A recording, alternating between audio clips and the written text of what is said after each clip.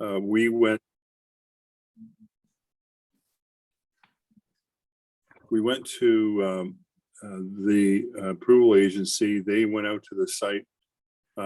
We know what they're prepared to approve. So we got comments from them.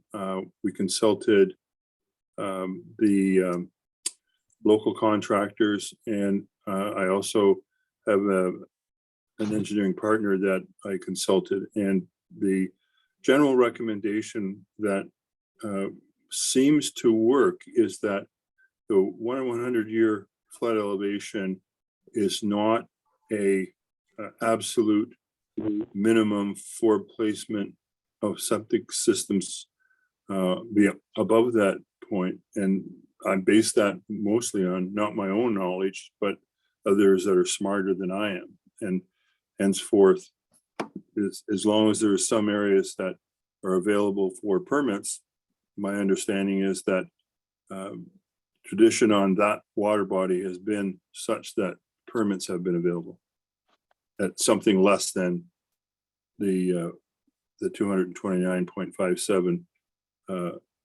elevation above sea level. 100.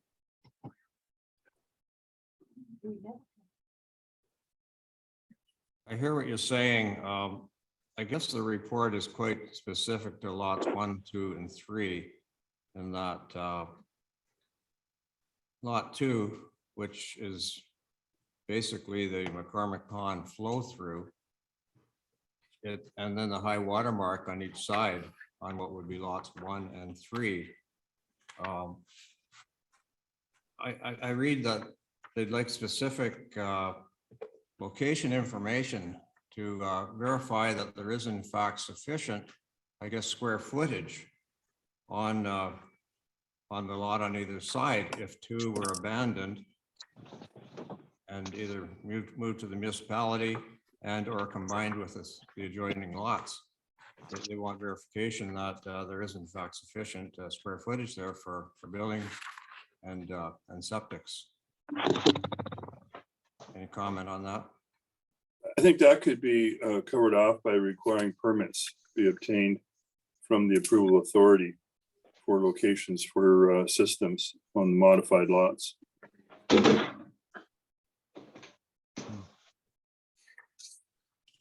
So do you think we should be a little firmer in our wording though to make sure that if we push this forward that the checks and balances are going to be in place? Yeah, we can add that as a condition for sure. Thank you.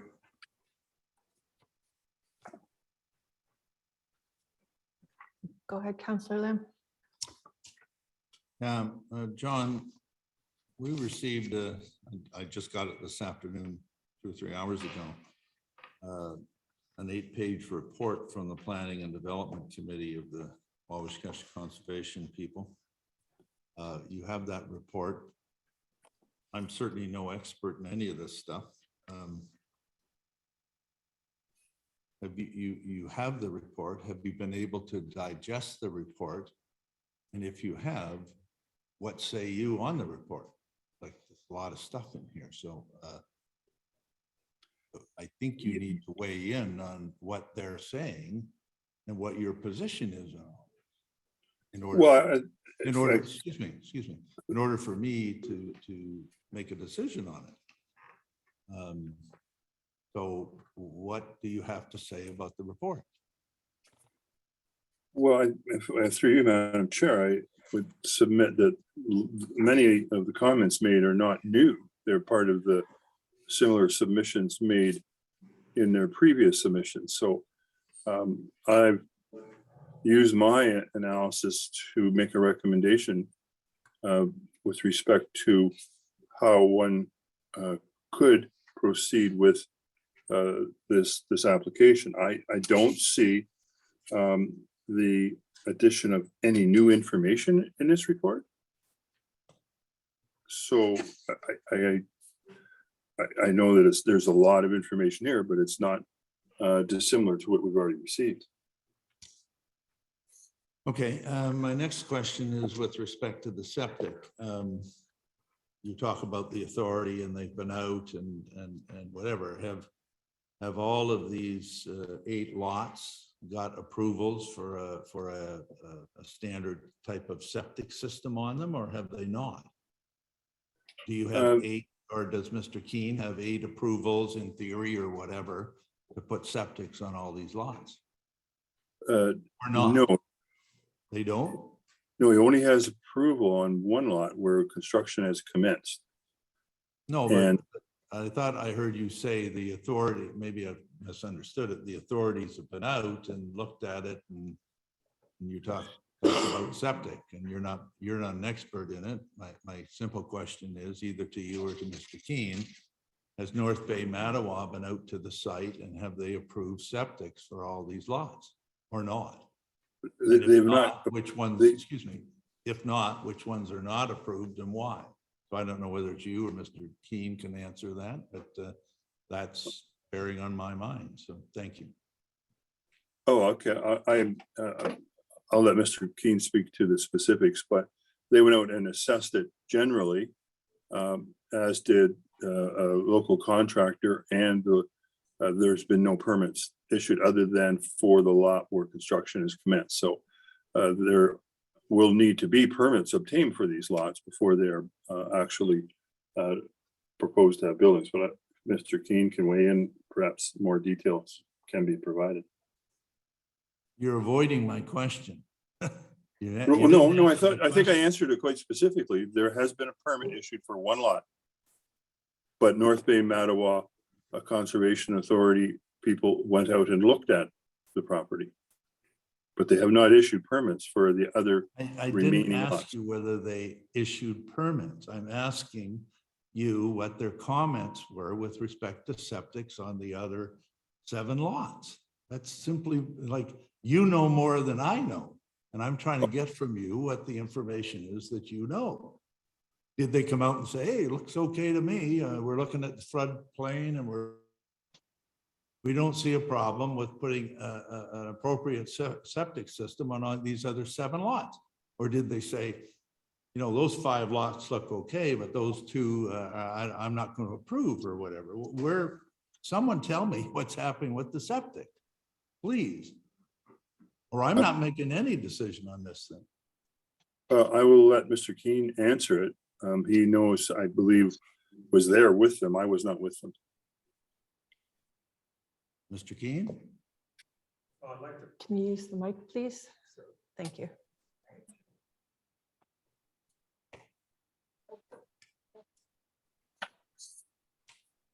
First of all, my planner, I believe, is online. We have relations such that I allow him to answer on my behalf. But if he in fact feels uncomfortable, I am intimately familiar with the process and the issues, and your questions are very logical and well put. If Tom DeBoer is okay with me putting in my 2 cents, I would certainly can answer all your questions. Tom, are you there? I am on the line. Would you like me to handle this hear me? one, or do you want to deal with it? You personally are intimate with this solution, so I suggest that you provide Okay. the answer. The whole issue of septic in Whitestone, well, Washkesh in particular, is a complex one.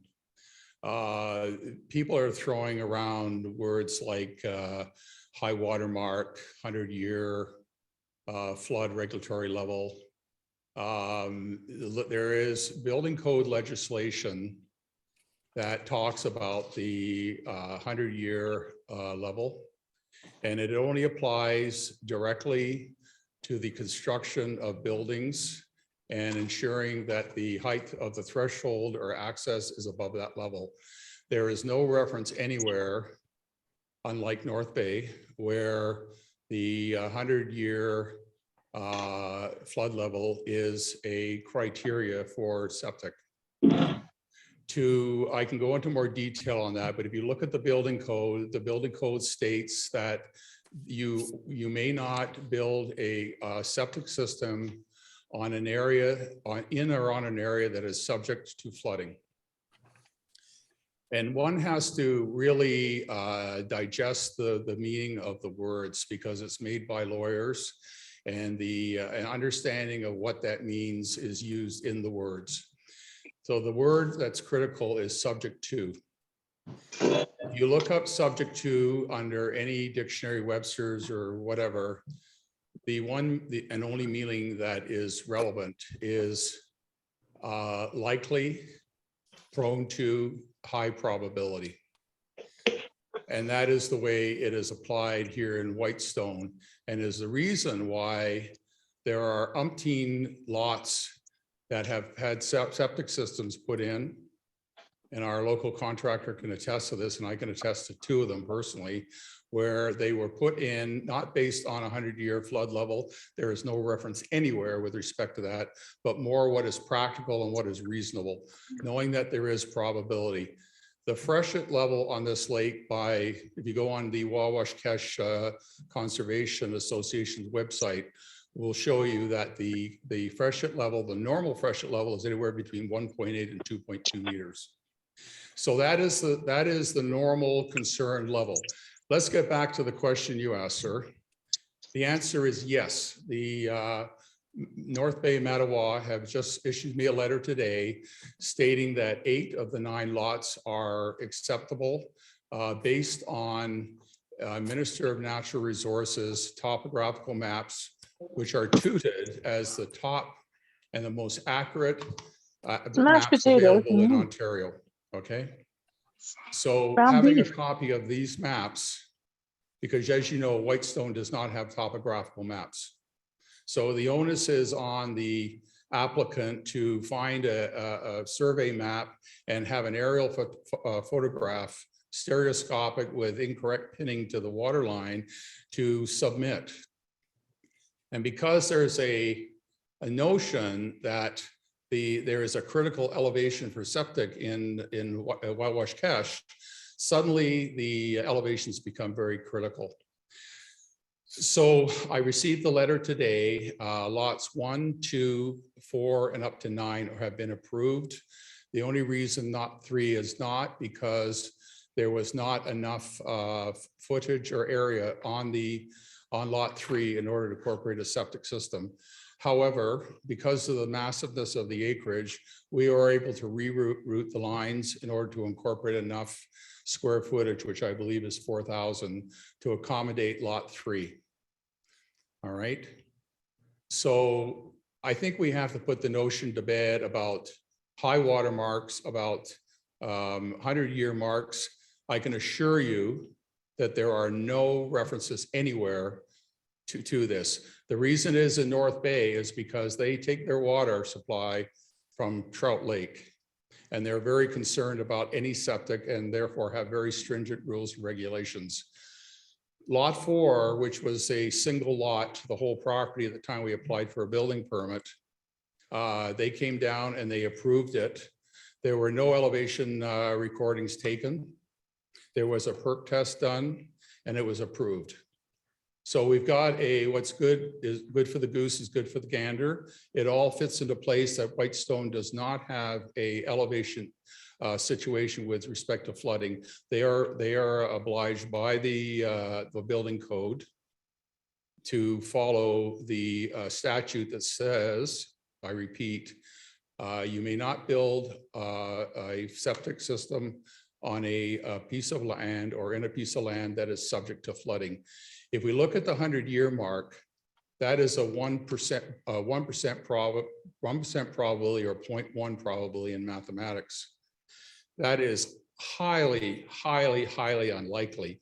So if we step down a meter or 2 meters or 3 meters, we now get into the highly likely or the likely, which fits the description as per the building code.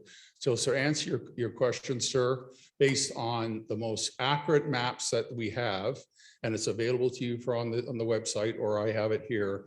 Yes, we're approved for 8 out of 9, and we will change the lot lines because this is only a draft plan to incorporate the lines to give us enough area. Now, we're playing silly bugger with Mattawa because we are allowing the rules of the 100-year plane to be considered. But legally, we don't even have to do that. I don't even have to change the lot lines, and I still would be in the legal right to put a septic system, as long as it's not exposed to ongoing high reasonable probability of flooding. And that is not the case, anything over 227 meters of elevation. Does that answer your question, sir? I don't know. Well, okay, what can I say to help you? Well, first of all, you say 8 out of 9. I thought it was 8 lots, so it's. Well, what's it's 8 out 9 of- lots, but one is retained.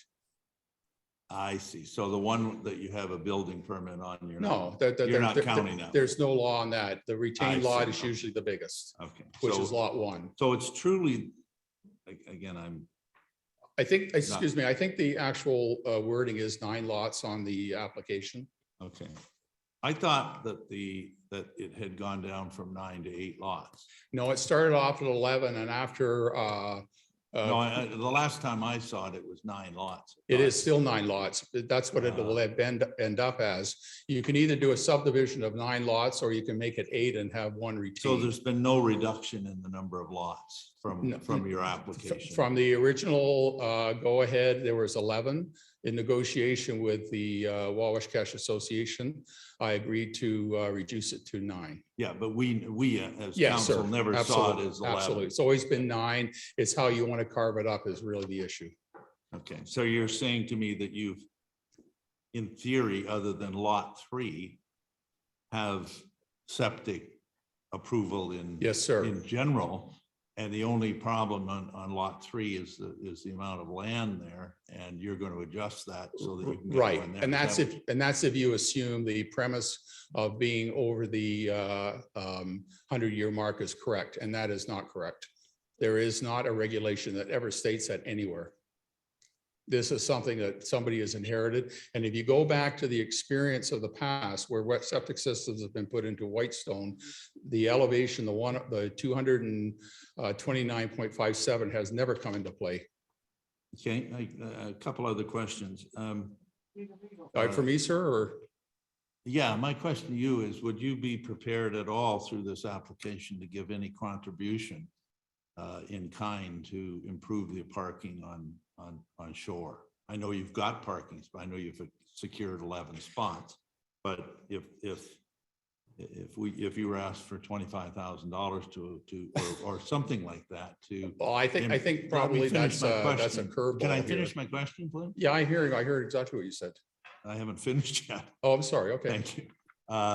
If I were to ask you to give 25, kindly to give 25,000 to improve the parking and the issues on Wawashkesh that way, there are many situations when you have this number of lots that people simply do that kind of thing. Would you be amenable to that type of contribution or not? It's not going to be a yes or no answer. I want to You point sound out. like a politician. No, I I'm want, okay. I want to point out that because of the official plan, there is already a considerable expense that I have made in order to acquire conveyed parking lots for these lots. Okay, I've actually bought more than what needed to consider visitor parking. I'm also contributing to the park fund, which I believe is 5% of the assessed value. I'm not quite sure the reason why I would contribute more money to something. Is this you do this and I'll do that, or is there some legislation that would require me to do that, or? No, I never said there was any. No, I'm just legislation at asking a all. question. I'm I'm First trying of to all, I understand. asked the questions, not you. So anyway. I'm trying to uh, understand, yeah. sir. the I'm just rationale. saying, if I ask you in kind, it's not tied to legislation or whatever, to contribute to that, would you do so? And I think the answer is no. So thank you. That would be correct. Okay. Would you be amenable, Mr. Keene, if we, and Mr. Jackson, if we said on McCormick's Pond that there would be no docks or anything ever allowed on that in that area. Or it wouldn't be touched, it would be left in its pristine state. I have no condition, I have no issue with that. The only issue I would have is that the recent bylaw passage of docks in EP areas has been passed, and is that not a contravention of what my rights would be, or is this an override of that? I don't know, Mr. Jackson, could we put in a statement about McCormick's Pond and keeping it in a pristine type of situation and no docks allowed? Could we do that? I think that's a fair recommendation. And I did check the environmental report. I found the report, and there is a 30-meter recommended setback from type 1 fish habitat, which really is what McCormick's Pond is. Councillor, may I make a separate comment? There is also an Ontario Building Code that states if the access to an area is not navigable, which McCormick's Pond generally is not, it's usually about 2 feet, that there can be no building in that area regardless. So I would be totally approachable about no docks, no development. And if that's the case, the reason for a setback would be what, I guess? I have no issue with that. It's a pristine area, and I don't see any advantage in having any kind of structures on that pond. Okay, thank you. Yes, Mayor Comrie, I see you have your hand up. Did you have a comment or question? Yes, thank you. I guess maybe I would start with a question for Mr. Keene. Since he made a reference to North Bay taking their water out of Trout Lake. Where, sir, do you think the residents of Washkish take their water?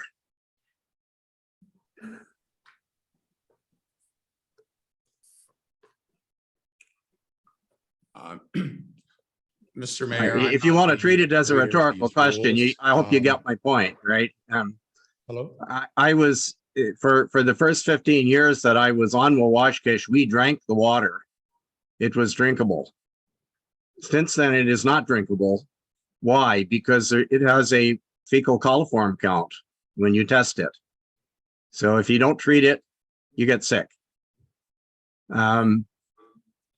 I think that the prospect of flooding, of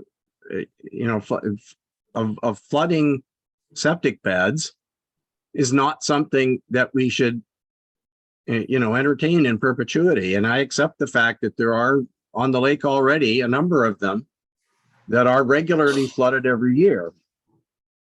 What you need to do to figure out what is a reasonable place to put a septic bed is to take a look at the normal freshet, and I'm going to call it 8 feet. Okay, so for the sake of argument, everyone knows, of course, that as recently as 2019, we had a freshet that was, I'll give it to you in meters, 3.44 meters above the dam. So that was an elevation that translates to an elevation of 228.44 meters.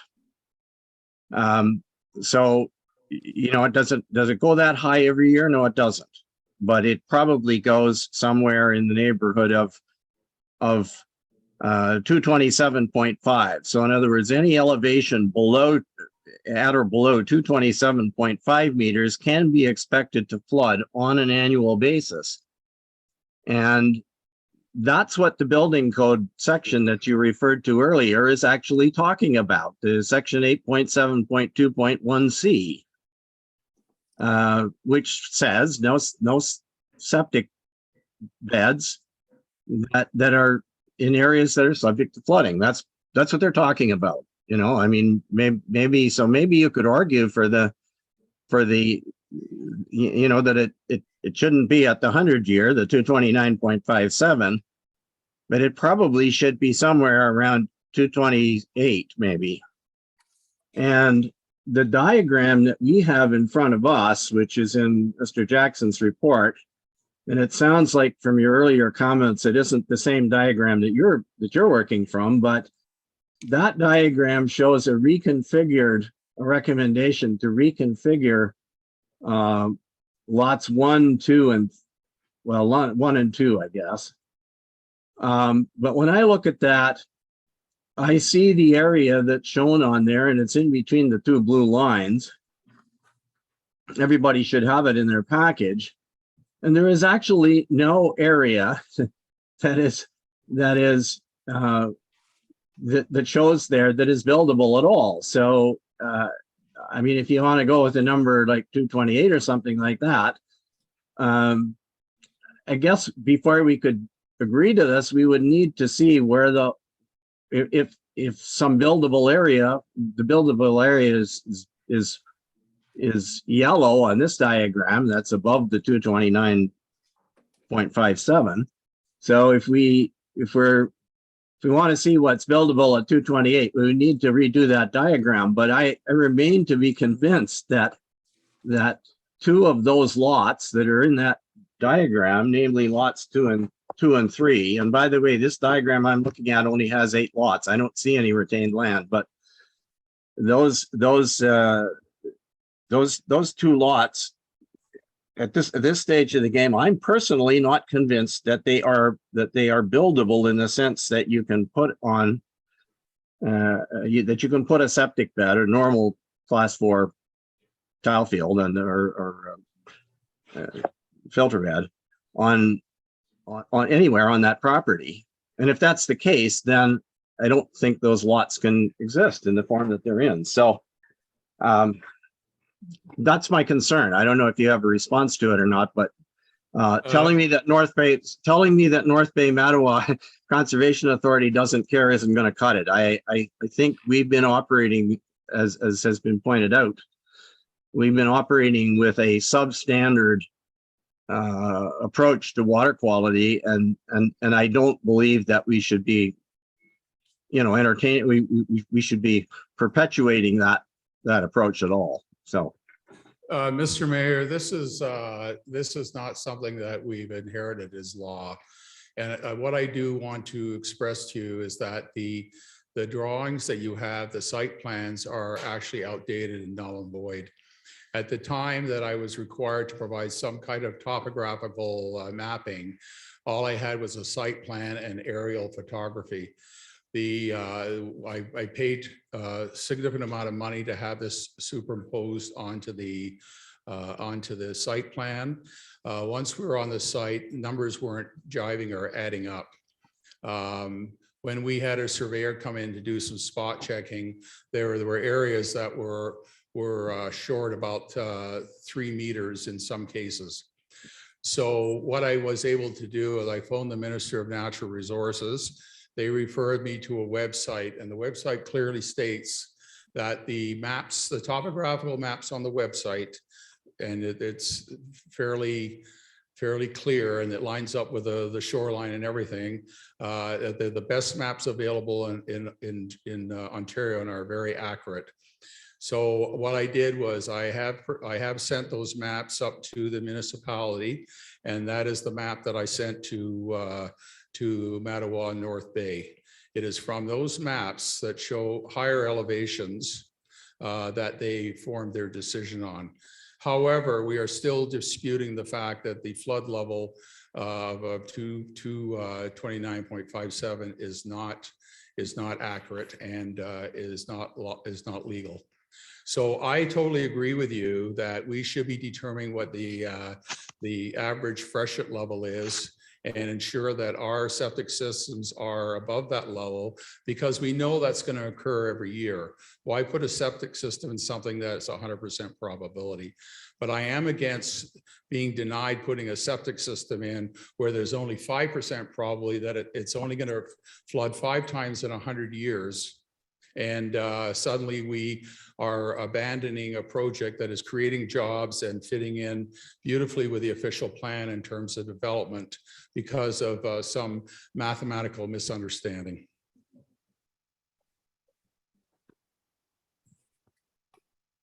I see online that we have a comment or question from Roger. Roger, do you want to unmute and ask your question?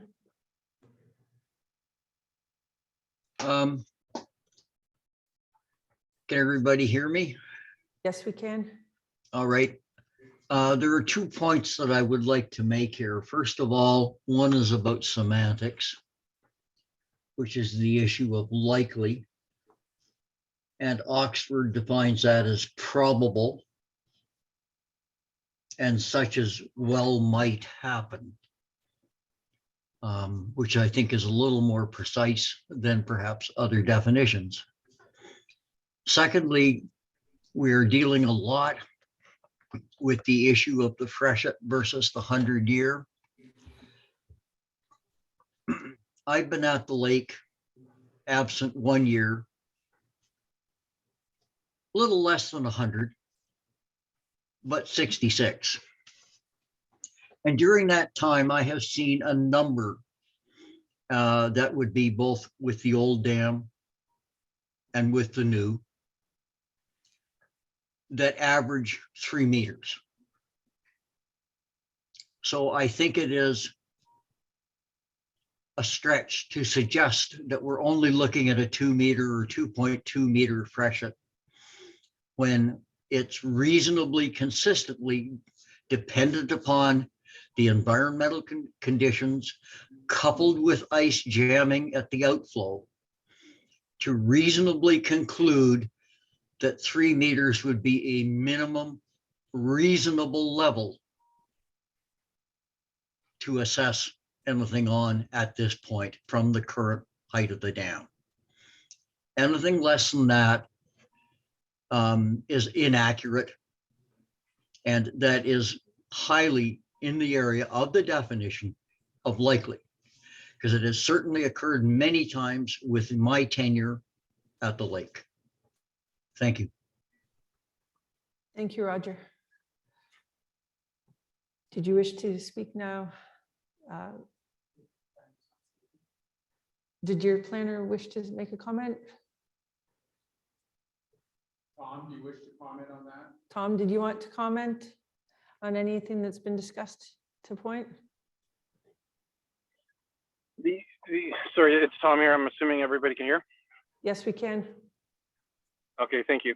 The one point that I do want to bring to the table, number one, although the freshet will compromise an existing septic system, no less or more than a proposed septic system, the applicable law, which is our building code, and the septic component is part of the building code, should be paramount in all of these processes.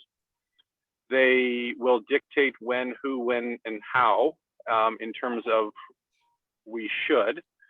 There is a governing authority that administers the code on behalf of the municipality. And I think that with the information that we have in front of us, based on historical data, yes, there is a freshet. There are ministry regulations as well that permit certain amounts of effluent from sewage systems, including municipal sewage systems, to enter into our water bodies on an annual basis. And these have been factored in through the dilution of the large water bodies that we're speaking of. In turn, I believe that the intent and purpose of this application have been met. The appropriate regulatory authorities have been consulted, and there is no red flags, so to speak, to date. At the end of this whole process, when these lots are created, it's still the onus of the contractor and constructor vis-a-vis the review of the agencies to permit or not permit a sewage system on the property. At this point, there has been no red flags saying we should or should not. In fact, everything is leading towards the fact that we should be permitted a permit. Obviously, the permit process is still required through the proper channels. But to date, to basically approve the concept of these lots has not been challenged by applicable law. There are lots of theories being floated around this morning, or this evening, and none of them have been actually vetted scientifically or otherwise. And therefore, I think that the applicable law and best practices that would be enforced by these agencies should remain paramount. That's what I have for now. If there are additional questions or concerns, please feel free to ask them. Thank you, Tom. We'll move over to the microphone now if you'd like to state your name. Lynn Brennan, President of Lake Wawashkesh Association. Appreciate the opportunity. In reflection of the land acknowledgement, what lands would they want protected? I'll address two main ideas. The first one's made in Whitestone solution. This would be ideal. However, to be successful requires compromise. How much can we compromise and still protect the lake? I do know a provincial compromise through the OMB worked for Longhorn subdivision on Wawashkesh in 1999. Some of the conditions were listed in the submission that you received from the PAD committee. To highlight three, in a Longhorn subdivision, lot numbers were reduced, with one being reserved for MNRF due to a natural fish hatchery. 3 other blocks were prohibited of structures as floodplain. I cannot build a bridge over the floodplain that connects 2 parcels of my lot. 2 showed lots on the revised draft plan having 1 location for a class 4 subsurface sewage disposal system in accordance with standard MOEE requirements on each lot, as well as a suitable building envelope. 3, the revised draft plan was to be further revised if necessary, so that all development, including buildings, structures, and sewage systems, were located outside of the 100-year flood elevation. A plan of subdivision intent is buildings and septics. If the first purchaser doesn't build, the next one will. Further, the purchases go, the more likely the restrictions get lost.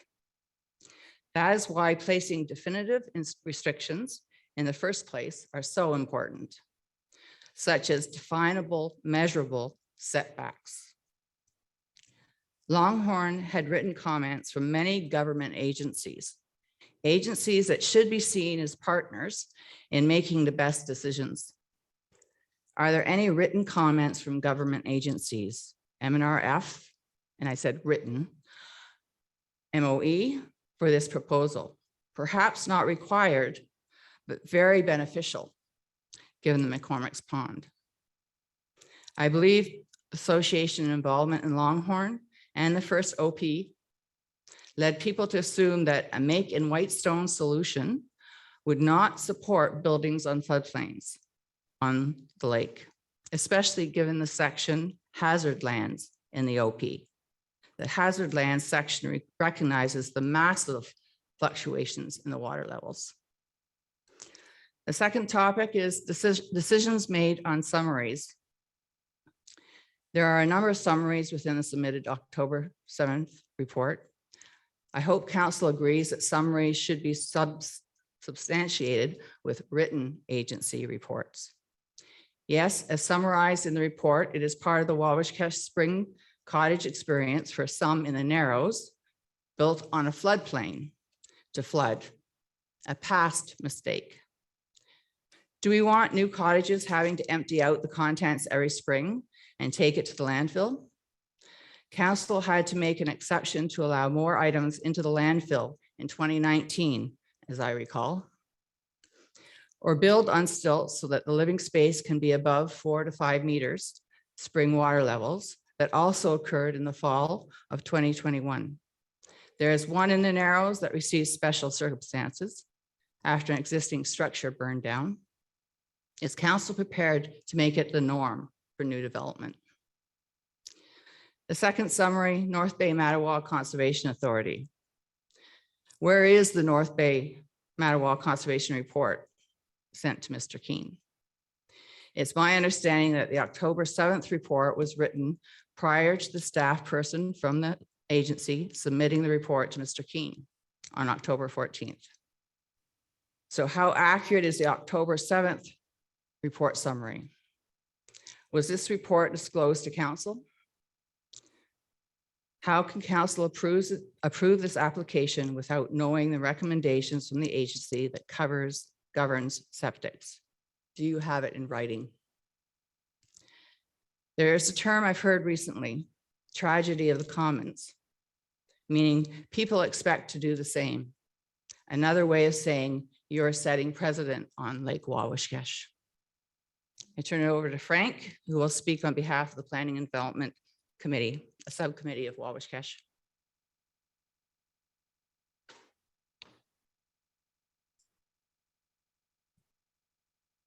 I'll just ask you to introduce yourself before you start speaking. Sure. My name is Frank Kamanzuli. I'm a member of the Wawashkesh Conservation Association and a participant in the Planning and Development Committee. It's interesting because I'm a developer. And as some of you know, I'm actively developing in Parry Sound. And I happen to have a major project on the Seguin River, which has a floodplain which actually runs, some of you may know it as the old cleaners, a dry cleaning building, which I've been renovating. And it actually partially goes through it. The town of Parry Sound will not allow you to build in the floodplain, or I would have knocked that building down and started over again, just verboten in that area. Anyways, I'm a developer. I'm very much encouraging development. I want to see people build. And what I want to see is I want to see that construction add a richness to the community and it does not cause negative impacts, such as further enhancing parking over capacity, overcrowded public docks, not protecting environmentally sensitive areas, and compromising the quality of the water. We want this application to proceed, but we want it to be sensitive to our concerns. This presentation, when I started writing it, and I've rewritten it 4 or 5 times, started off as a critique. I was going to go through and criticize every single aspect of it. But then as the planner mentioned earlier, I took a different approach. I just said, let's use a best practices approach. Let's take what's proposed. Let's take what everybody's talking about and let's come at it from a best practices. Let's try and be constructive. Let's do what's best for the community, the municipality, and the environment. The plan of subdivision, as it's currently portrayed, and Mr. Keene has gone at great length, is actually taken from aerial photographs. There's a distinct inaccuracy between those photographs and actual surveying on the land topographics, and it can be significant. So we strongly recommend that part of the subdivision agreement, there should be detailed surveying done of both topo, so we know where that floodplain is, we know where the meets and bounds of things, and it should be done by an Ontario land surveyor and fully delineate the floodplain.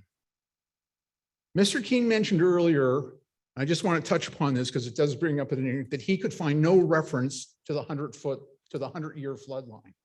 That comes up repeatedly in the Longhorn edition in that 1999 OMB hearing. This 100-foot flood line is a best practice.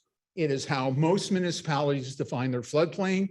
It is how most conservation authorities look at it. And in most cases, they don't allow you to build in it, particularly residential and septic tanks. And Mr. Keene may be right. It may be only 1% or 2%, but when you design a safeguard, you overplan.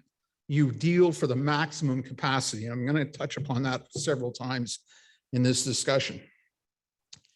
The other thing we have a concern with is Mr. Jackson's report. And there's several things which we struggle with, is we didn't find it analytically particularly rigorous. We didn't find a lot of empirical information on it, and we didn't find a lot of engineering analysis.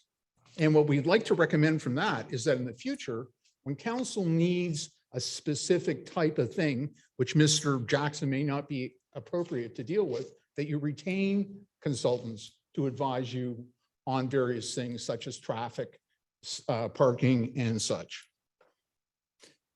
A good southern part of the applicant's lands, in my opinion, are in a floodplain. Lots 1 to 3 are significantly impacted, and I personally have seen that area underwater many times. And a matter of fact, I've canoed through to McCormick's coming from the other side across those lands. And when it gets flooded for 10 or 12 days. And it's not only the spring freshet, it's also can be in the fall raise as Amic and Sissi drop their water down the Mag. Not only are they in the floodplain, which is again, in my opinion, defined by the 100-year best practice limit, but they get flooded regularly. I'm not an environmental consultant.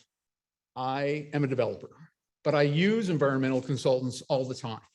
So I went and talked to the people that I've used at Golders and Peachinen to turn around and tell me what happens when a class 4 septic tank floods. And what the response was, oh, by the way, when it does flood, it doesn't work. So it basically fills with water and you basically get back up in your cottage. The other aspect of it is when the water does subside, it'll actually take it 8 or 10 days, additional days, for it to actually dry down far enough to actually operate.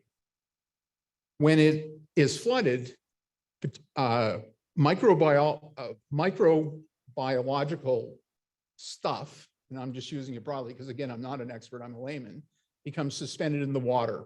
And if there's any crack or in the septic tank, it's in the lake. So if you're using the system while it's actually flooded, which is quite common, you know, people come up as soon as the ice goes out. Everybody goes to their cottage, it's opening up, the rest of it, they're there. Half of them don't even know that the septic tank is under the water. They use the washroom. That's being flushed right in the lake. And it's an existing problem. So it's not necessarily that the Keene subdivision is going to create it. It was already there. It's just going to make it worse. The end result is a class 4 system does not work when it's submerged underwater. The frightening part about it, and most of you, or at least my age, so you remember Walkerton. Walkerton was a contamination of E. coli. It wasn't related to septic tanks. It was related to cow manure into a river that wasn't treated properly. But that is a potential issue that you can have from class 4 septic tanks that leak. Just something to think about.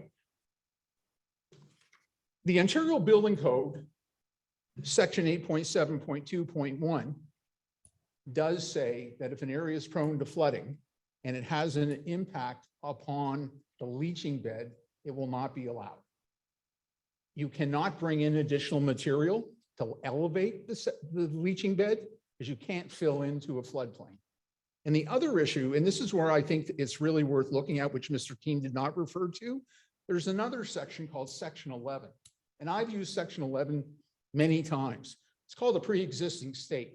I'm going to leave the stairs the way they were because that's the way they were. So I'm not going to narrow them down to meet the code, and you usually get away with it. In the code, there's specific reference that once that septic system fails and is in a floodplain, you cannot leave it. You have to move it. You have to turn around and replace it in an area that conforms with section 8.3. It's the only aspect of a building that you cannot use section 11 on.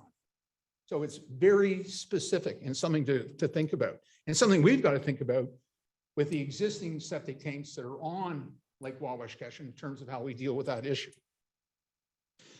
Our recommendation and a result of best practices is to not allow septic tanks in the floodplain. And as a result, we're asking for lot 2 and 3 to be removed.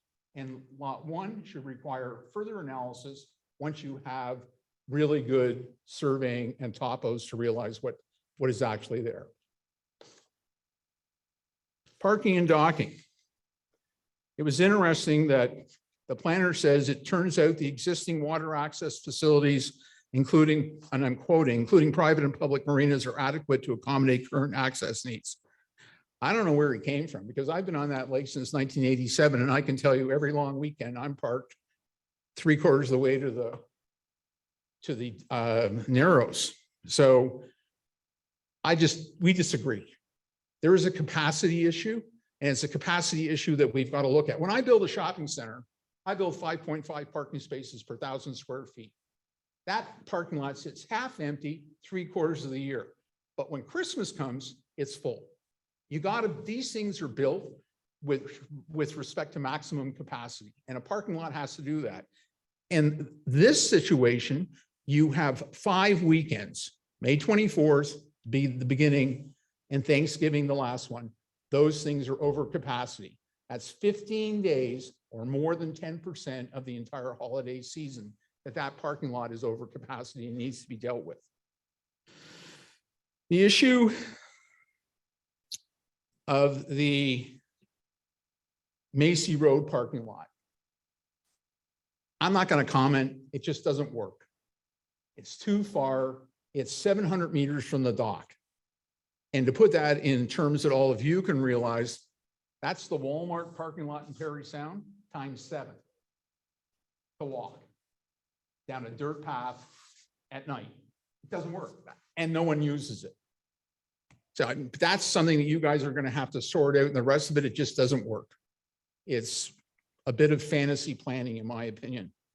But we do think going forward, and I think, Mr. Lamb was touching on it, additional applicants coming forward, we would look for them to expand the existing parking somewhere in the vicinity of 2 to 2.5 parking spaces per cottage, which we don't think is unreasonable at all.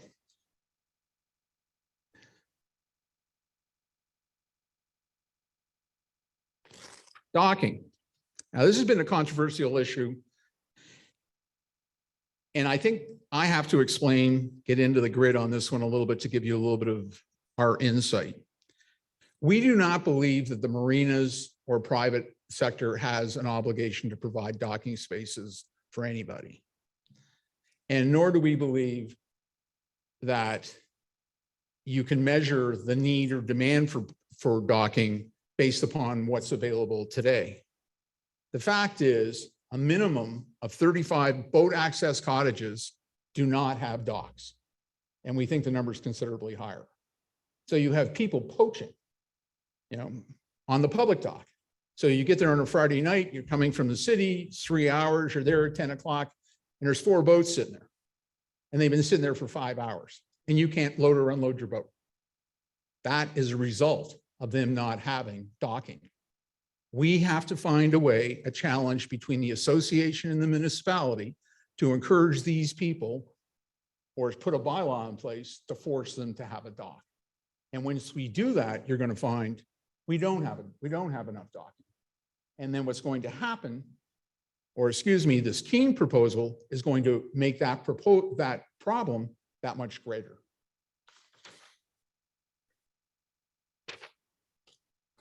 In conclusion, we believe that lots 2 and 3 should be removed. We think there should be established setbacks with McCormick's Pond, and we should rely upon an actual consultant that has some insight now to do it. There should be no building of septic tanks on the floodplain, no building or septic tanks in the floodplain. Each lot must have the ability to have a class 4 septic system above whatever level, 228, 229, somewhere in that level. And the minimum site area is 0.6 hectares and a minimum frontage of 100 feet. And that site plan control is imposed on each lot. And I almost forgot, all the surveying should be done by an OLS surveyor to actually give us the actual details so that you can plan properly. Thank you very much. I believe that your planner would like to speak. He has his hand up. Tom, did you wish to speak?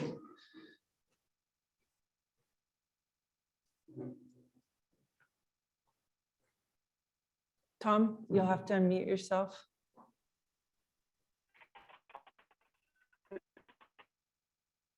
Yes, thank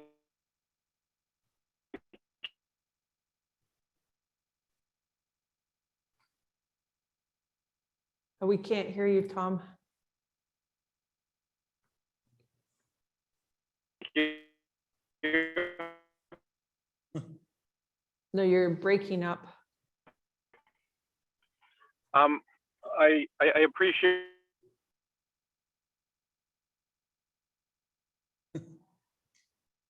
You keep breaking up, Tom.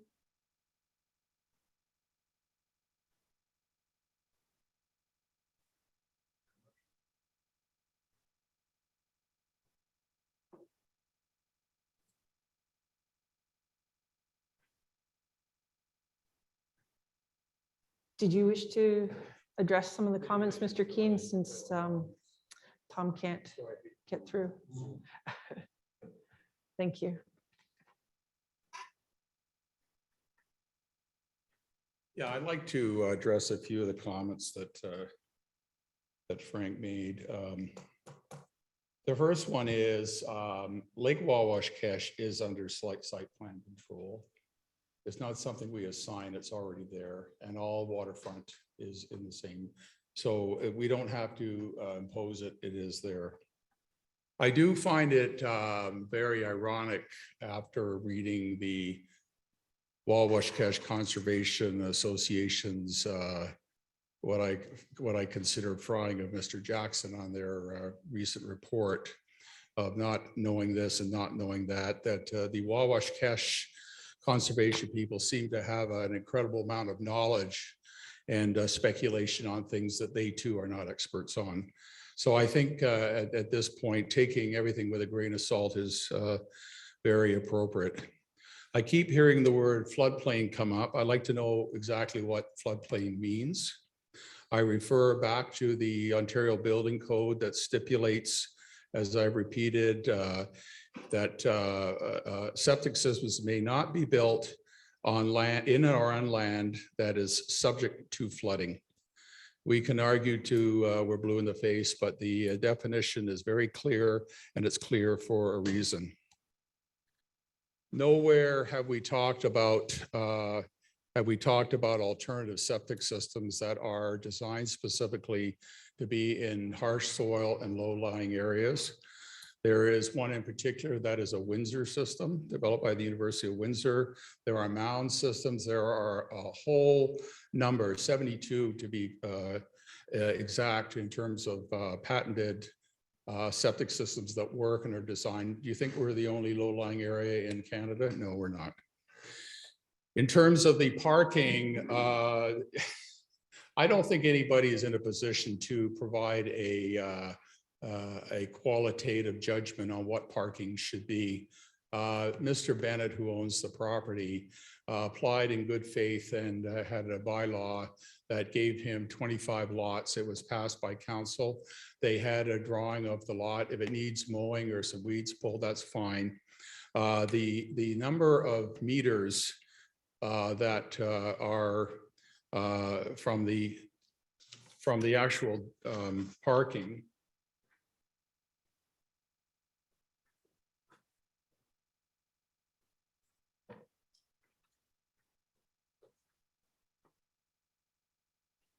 to the government dock is 500 meters. And I think you can see it on the printout. So I don't know who was, somebody was driving a car with small tires, but, and that is in accordance with law.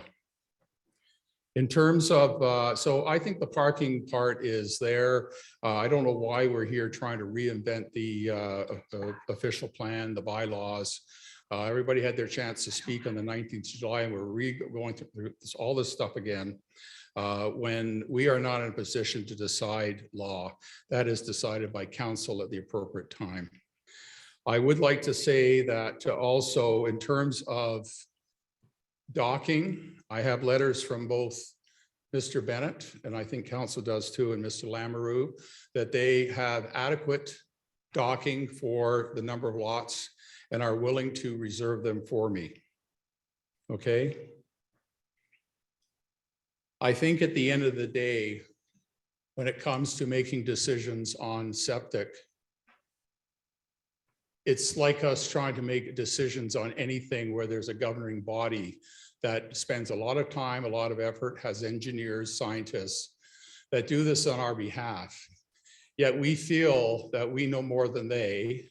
I have a bona fide letter from the Mattawa North Bay Conservation Association saying that my lots are acceptable. And suddenly there are those here that feel they're not because of their own fantastical ideas about how it should work and what they think is appropriate. If we don't have law, if we don't have rules, we have anarchy. We have everybody doing their own thing and coming up with their own rules. My only objective is to follow the legislation, to do what is on the books as being the right thing to do, but I will not succumb to innuendos and conjured up law that doesn't exist. And in particular, the floodplain, which I assume is being referred to as a 100-year flood level, is not a criteria when it comes to septic systems anywhere, anyhow. I think the idea that was brought up by the Lord Mayor is that we need to understand the freshet levels and keep that area below where our septic systems go. But there is going to be the occasion when we may have the recreation of a Noah's Ark, and even the 229.57 may not be enough. Things happen, but I think we go with averages, we go with probability. By Lake Wawashkest Association's own publication, the normal freshet level is between 1.8 and 2.2. I didn't make that up, folks. That's what they say it is. Is it going to go above that? Yes. So I think we have a safety level that's included, or we put in a system that in fact will sustain an additional level with the Windsor system or a mound or a tertiary system or whatever is out there. I too am not an expert on septic systems, but I know there are alternatives and there's much literature on how you do that. Thank you. Thank you, Mr. Keane. We'll go to a couple comments on Zoom and then we'll try to move on. Gary Green, did you have a comment to make? Yes, I did. I'm just a question by Mr. Keane's own words. The plan submitted by the Parry Sound Planning Board on October the 7th is not the plan that Mr. Keane wishes to actually have approved by council. Mr. Keane states he wants 9 lots. The plan that I looked at that was submitted by the Parry Sound Planning Board was for 8 lots. So if indeed Mr. Keane is back to 9 lots, then I think this has to go back, and Mr. Jackson once again must review the whole thing, because the plan that I see here is for 8 lots, and perhaps Mr. Jackson can comment on that. Mr. Jackson, did you have a comment? Thanks, Madam Chair. My recommendation for 8 lots in total came from a combination of 2 concerns. One related to the low relief of the second lot, and secondly was that the original environmental report offered no docking location on the east shore for lots 1 and 2, but I felt clearly there was not only a spot on the number 2 lot for a dock, as evidenced during a visit to the property, but I also don't believe the recommendation by the environmentalist for water access for a dock location on the McCormick Pond side was appropriate at all. So I mixed my understandings of the issues to come up with a recommended 8 lot design rather than a 9 lot. And that's part of my report. Thank you. Thank you, Mr. Jackson.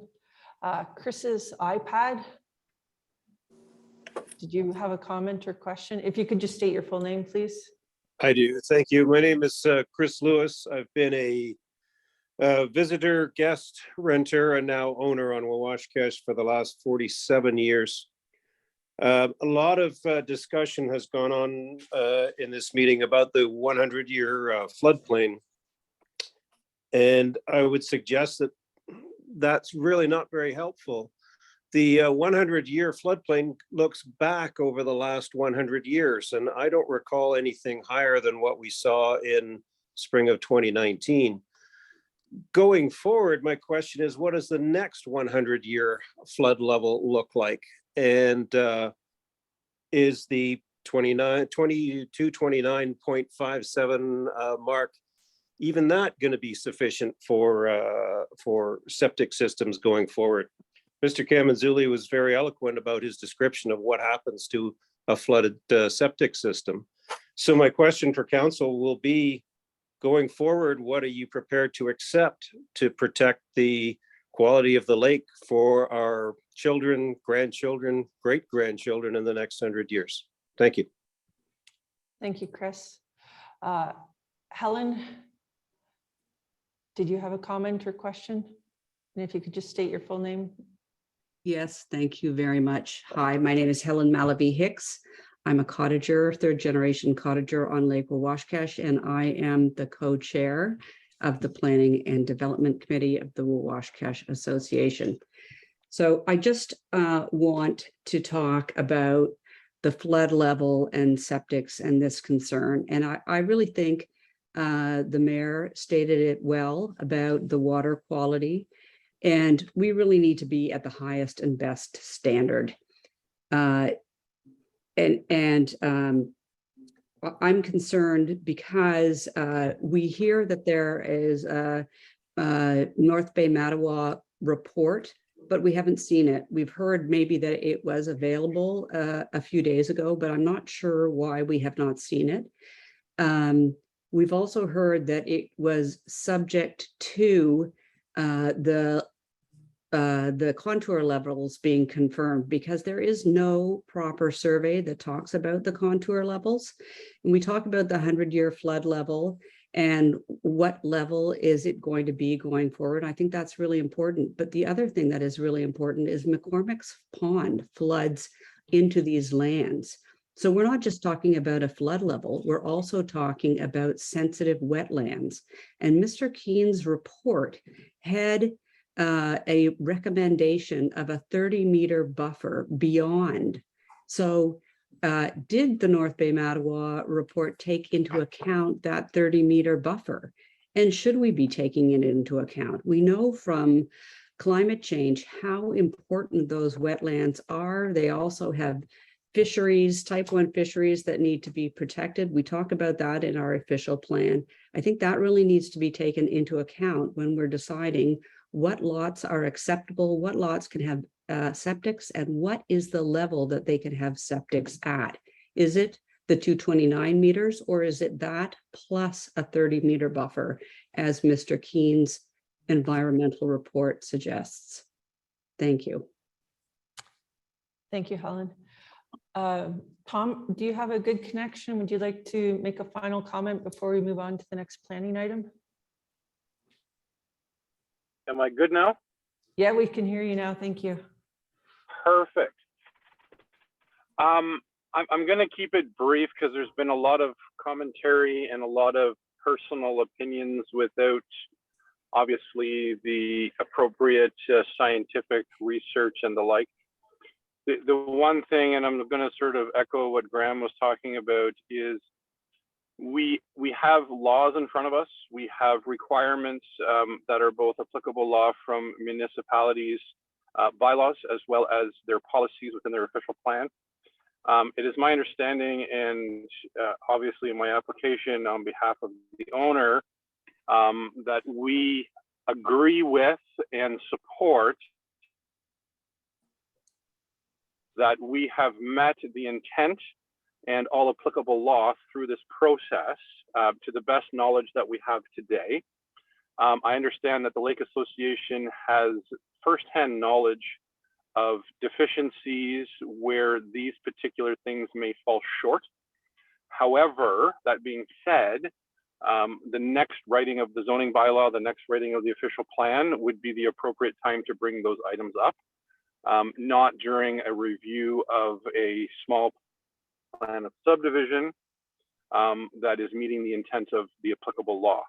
So I'm hoping that although, yes, there are concerns moving forward, council needs to respect the fact that there are applicable laws in place, and it's our opinion that they are being adhered to the best of our abilities and the knowledge that we have on the property to date.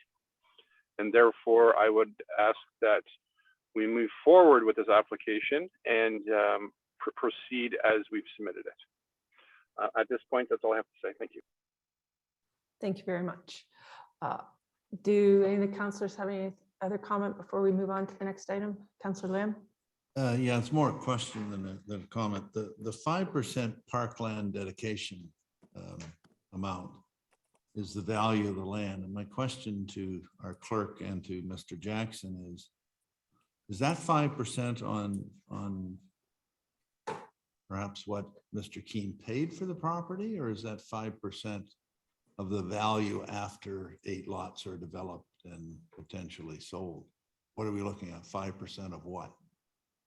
Through you, Madam Chair, it's 5% of the value of the land before it's divided. So it's what Mr. Keene would have paid for it. Okay, thank you. Thank you. Mr. Keene, did you want to make one last comment? I'd like to, Oh, just go to the microphone, please. sorry, Mr. Jackson. The 5%, I did ask this question specifically to the White Stone office. And the 5% on residential, 2% of commercial is based on the assessed value in terms of taxes. Thank you. Thank you. One last brief question or comment? Oh, Councillor McKeon, Councillor Woods. I have a question of Mr. Keene, if I may. This is a very complex situation, and it's difficult to come to grips with, both for Tripoli, Wawash-Kesh, yourselves, council. It seems to me the big issues here are water quality moving forward. We've got potential disaster scenarios in the world these days, and who knows where floodplains are going to be. That's something that weighs heavy on everybody, I think, moving forward, and we have to consider it. The comment that Parry Sound will not allow building permits or septics or any description on floodplains. That brings me to this McCormick Pond end of your properties. I personally feel I cannot support the possibility of building on those floodplains as described so far. Are you, would you entertain an option moving forward to combine, say, the bottom 3 lots, either into one or into 2 lots? That's a big deal, I think, on the minds of a lot of people. It would keep us away from some of the potential flooding issues moving forward in the future. You know, I don't think the jury is out on this. We're being tainted with speculation and comments that are what I consider shooting from the hip. I agree with the fact that we need to have the authorities decide what is and what isn't. I would not want to give up lots 2 and 3 if it turns out that there is a bona fide and legal solution to providing septic that is in accordance with the Environment Canada or provincial agencies. I can't make a comment like that until I know that are we at a dead end and there's absolutely nothing we can do. I don't believe that to be the case. I know that at this point on lot 4, septic system has already been approved and it is far below the 229.57. So would we have given that one up too because it doesn't meet the criteria? I think it's a fair question, but it's a difficult one for me to give you an answer to. What I can assure you is at the end of the day, I'm not your enemy. I'm not the demon. I'm not the big unscrupulous developer from the Toronto area trying to destroy Lake Wawash-Kesh, as the association would like to make you believe and have published on their website. I want to do what's right. I have 2 cottages here. I have children who will be inheriting these lands too. But I obviously want to make sure I get what I can fairly, honestly, and legally out of what I have. And I don't think that's a dirty word. I think it's a fair comment. So, sir, I can't answer your question until I know what the final result becomes. But I certainly am willing to consider anything that that ends up being the final result. I mean, the outcome, and we can speculate on global warming and we can talk about Noah's Ark coming. We can do all these things. We have to deal with what we have now as per my planner stated. It's current law, current situations, And in many cases, common sense does prevail too. Thank you. Thank you. Councillor Woods, did you have a question or comment? Yeah, I want to say it was Frank. You addressed the parking issue, right? There's always the lack of parking. There's never enough parking over at Washcash, especially comes through in long weekends. Yet we've been told by the task force and specifically you, Mayor Comrie, during a meeting, and I questioned it during the meeting, that there was most definitely more than enough parking in the area. So what's the answer? Is there enough parking there? I mean, the task force has done a lot of work and we've been told there's more than enough. Mayor Comrie said, when I asked, that there was 100 water access properties that use the parking area, and we were told there was 200 spots. And my comment was, we're out of parking. And then we were told we'd have enough room for 50 more. Do we need more parking for another 100 more? Because it seems like parking is always a problem there. We spent all this time with the task force, but nothing's happened in my eyes. And I mean, Mr. Keeney's asking for 8, 9 lots here. He's purchased parking, which he's required to do so, and he did. Whether or not we now think that it's sufficient parking, neither here nor there. It was already stated that it was a parking area that he could purchase, which I'm not saying I agree with because I've never actually seen the parking area, to be honest with you. But is there 9 vacant building lots on Wawashkesh today that would be eligible to build a cottage on right now that could use that parking area? And is that going to tip us over? To me, the parking is a serious problem there. Nobody ever thought about it years ago, and it should have been rectified years ago. I mean, don't get me wrong, the task force has done a good amount of work, but to me, we should be looking at a traffic engineer or a parking authority to address this situation for everybody. And I did bring up a few meetings ago, because access, I know, trying to get your boat in and out of the lake is a serious pain. And I asked about, what's the road there? Parker Bay Road launch. That used to be a historical launch for the municipality. At least people down that end of the lake could get their boat on and off. We still haven't received an answer on that. And is there anywhere else that we could open up access for people to get on and off of Washcash to try and help with the problem that everybody's having up there?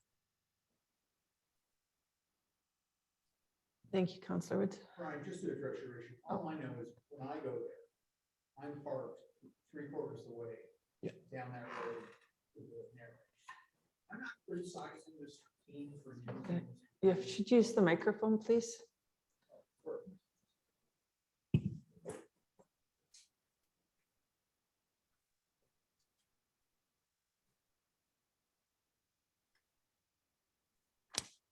I'm not criticizing Mr. Keenan for using Mr. Bennett's parking. But the fact is, Mr. Bennett has already sold, prior to Mr. Keen, 12 or 14 of those parking spots, and those people don't use them. And all I'm saying is you can plan them, you can designate them, you can do whatever you want. People aren't going to use them. And what they're going to do is they're going to pop into the same parking lot that everybody else is parking in, which is what is happening now, which just compounds the problem. So this has got really nothing to do with Keen. This has got to do with, you got a parking piece that doesn't work. You know, and what really should have happened was his parking, he should have charged him, like Joe was saying, he should have charged him some money and expanded the parking lot. That's what should have happened, rather than forcing him 500 meters or 700 meters down the road. It was bad. It's just badly structured. But there is a parking problem there for sure on long weekends. Thank you. Do you have one more Can I comment? just say something? Yes. to Frank? Frank, I don't disagree with you there. And that was my point all along when the task force was being started. There definitely is a problem with parking around Washcash. And when I had spoke to Mr. Keen, he had said the exact same statement you just said. He shouldn't have been buying parking. He should have been putting money towards expanding the parking area for everybody. To me, that makes sense. Thanks. So we have one last comment and then we're going to move on. Do you want to go to the microphone?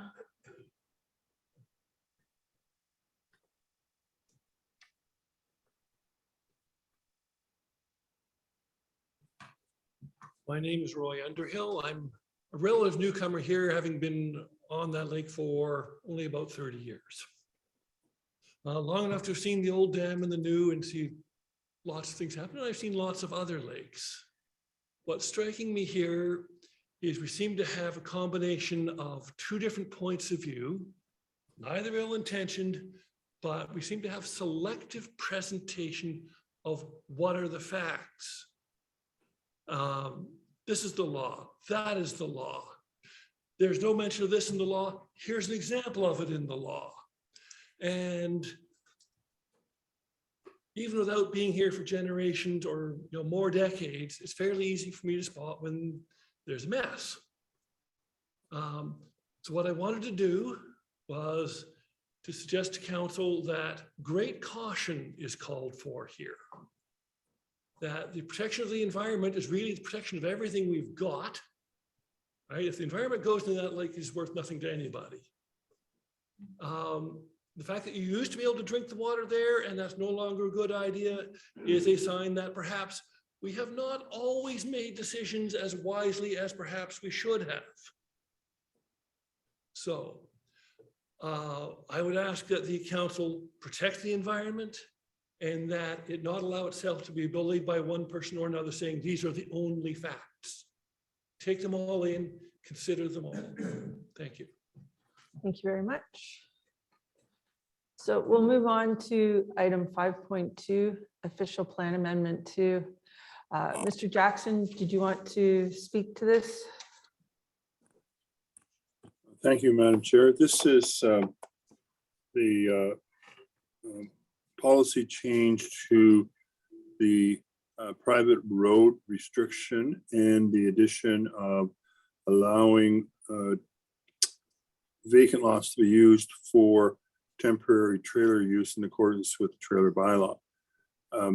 One of the things that is mirrored in the township's official plan after council made the decision to allow for existing backlots to be developed is to have that provision that restricts those lands from getting building permits to being able to get building permits as long as they're on registered rights of way. So as a follow-up, we will need to amend the zoning bylaw to allow for backlot development in those 40 to 50 existing vacant lots. So it's a pretty straightforward update that needs to take place in the municipality zoning bylaw. Thank you. Any questions from council? Councilor Lamb?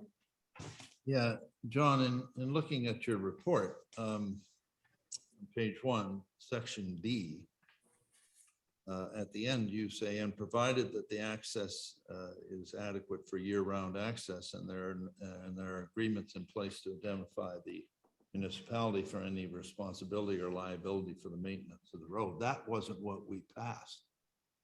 That's if I can explain there, Joe, that's for the creation of additional backlots.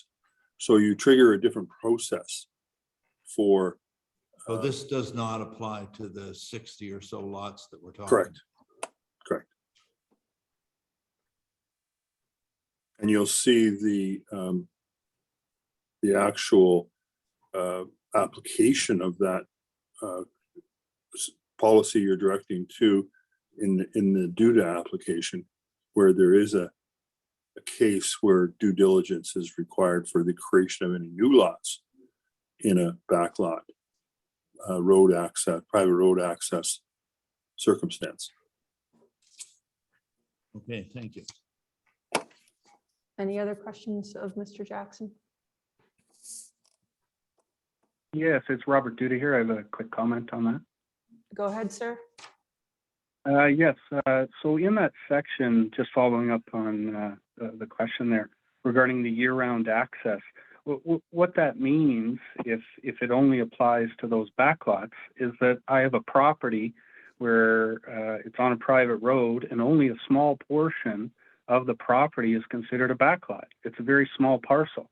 So what you're telling me is that one part of my property applies as a backlot. The rest of it, which is the majority of the property, requires year-round access. That just doesn't make any sense. I think the intent of council in the discussions over the last year has been to align everything and make sure all land is equal, and that any land or any land on a private road, that the maintenance, the access was removed because of all the liability, because of the issues and the challenges. Thank you.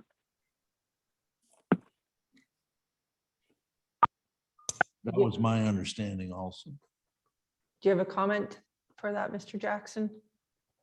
Yeah, I think that when the discussion came forward on how this would proceed, the test was simple for an existing lot. That would be, it just had to exist and have a registered right of way. So in that case, they would get a building permit. The test was different if you're going to create new lots that are on a private road. And those tests are the ones that are in the existing policy of the plan. Thank you. Mayor Comrie, did you have a comment? I see you have your hand up. Yes, I had a question. I mean, I'd have to say I still find this slightly confusing in a way, but it's not. I guess what we were proposing to do anyways is to move forward with a public meeting. So I guess it's not like we have to approve this tonight. We've got time to sort it out. But I did have a question for Mr. Jackson. He has a comment 2 paragraphs above his signature. It says, "It's noted this amendment will transform these lots of record that are presently ineligible for building to parcels that may not be developed. It is believed there are 40 to 50 such parcels in the municipality." What do you mean by they may not be developed? What does that mean? I'm sorry, that's a typo. That not should be now, N-O-W. Thanks Well, for thank that. you. Okay, because it sort of sounded like, yeah, okay, thanks. Yeah. Any other comments? Okay, so we'll move on to planning item 5.3, consent application B53 Duda. Mr. Jackson, did you want to summarize that for us?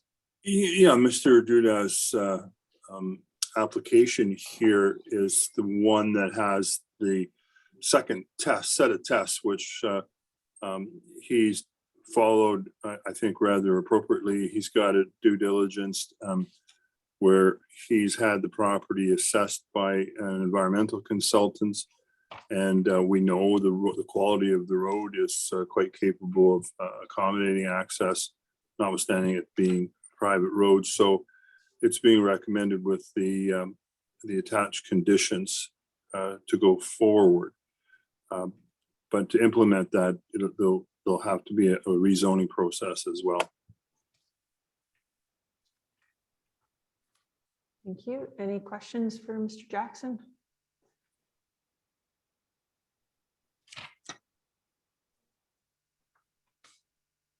Councillor McEwen? Mr. Jackson, could you expand a little bit on the need for rezoning to a limited service designation on these lots, which are back lots or severed back lots in this case? So what we've got in the municipality's zoning bylaw is a flagging of those lots that aren't on a year-round publicly maintained road to have the suffix limited service or LS attached to them. And the same kind of red flagging needs to go on new lots created on non-public roads so that they're treated more or less in the same fashion. So it's simply a indication through this zoning process that the expectation is that these do not have municipal road services assigned to them. So is it appropriate to think that one application for a rezoning would cover, say, 2 or 3, whatever's being severed, versus 1 per lot? Yes, if you remember, the first test was, is a lot there? Is it a lot of record that currently is ineligible? the policy change allows it now to get a building permit, no strings attached. In the case of creating new lots, there had to be some due diligence assigned to it, which diligence included this signator LS suffix on it. Okay, thank you. And what comes to mind here is the fact that it will cost a couple $1,000s additional now to the applicants and the owners of these properties. So just a comment. Thank you. Any other comments or questions? Hi, it's Robert Dudell. Just wanted Go to ahead. clarify, it's costing over $4,000. Thank you. Thank you. Any other comments? Madam Chair, Yes, go ahead, Mayor Comrie. I'm wondering why it is necessary to designate them, to rezone them to LS, and then enter into a 5126 consent agreement to recognize the private roads limit the liability and responsibility of the municipality for its maintenance, and to indemnify the municipality. Is what's the difference between those two? Those two recommendations are part of the approval. I mean, don't they accomplish the same thing? Mr. you, Jackson, Matt. do you have a comment? Through you, Madam Chair, one's a process that involves neighbors. One is one that is a contract between the municipality and the landowners. They're two different processes. No, I understand that, but is it, I guess I'm asking, is it necessary to do I guess you're saying it's necessary to consult with the neighbors before you allow the applicant to do this? Is that what? That's what the policy refers to, yes.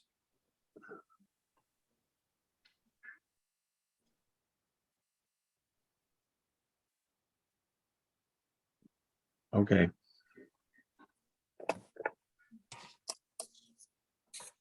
Thank you.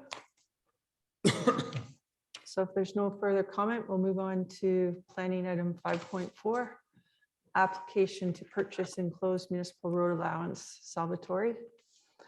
Mr. Jackson, did you want to comment on this to start? Certainly, Madam Chair. This application was, I believe it was discussed at a previous meeting where we moved now towards approving it in principle, given the request by the landowner of a property that has no access unless he has the ability to cross the concession road allowance onto his property from a right of way off 520. So I believe it's sorted out. So unless there's some additional questions of council or neighbors, I believe the closure process can proceed.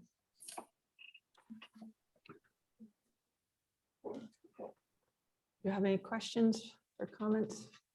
Councillor McEwen? Mr. Jackson, have we not received a couple of letters from a neighbor who is quite concerned that closing this allowance will cut off their walking access from father to son kind of scenario on the properties?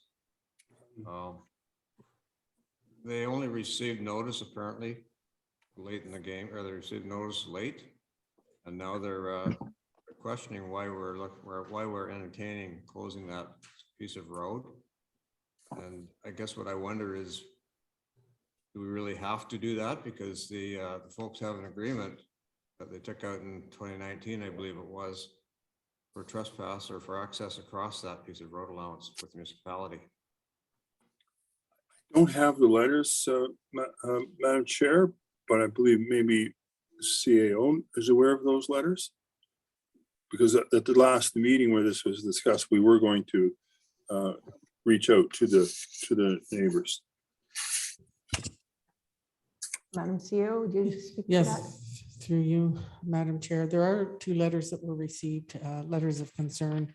And our recommendation is that this application get referred back to staff and the planner to work with the interested parties to see if we can find a solution. I think there may be a solution. We just need a bit more time, but we put it on the agenda just to let council know where we were with this application. Thank you. Any other comments? Go ahead, sir. If you could just state your name. My name is Dan Salvatore. I'm one of the property owners that put this proposal forward.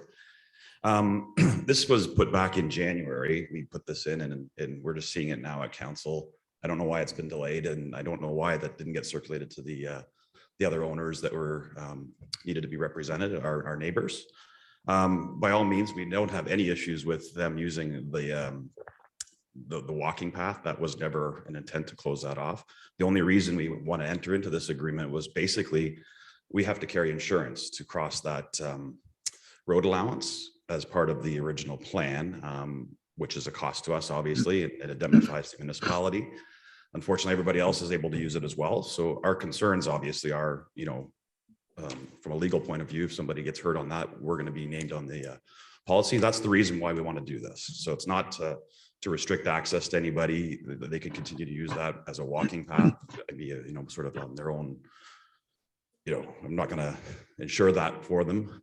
That's not what we want to do. So we just like this to be decided at council. Either we proceed with the closure or we just continue the way we are, and then maybe we'll just not carry the insurance and we'll use the property the same fashion as all the other residents in the municipality.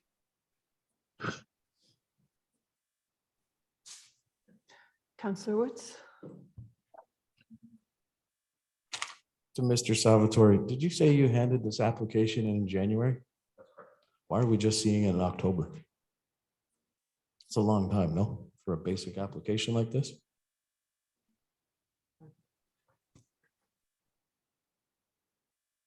Go ahead, Madam Clerk. Through you, Madam Chair. Yeah, yes. For some reason, it got buried on the planning assistant's desk.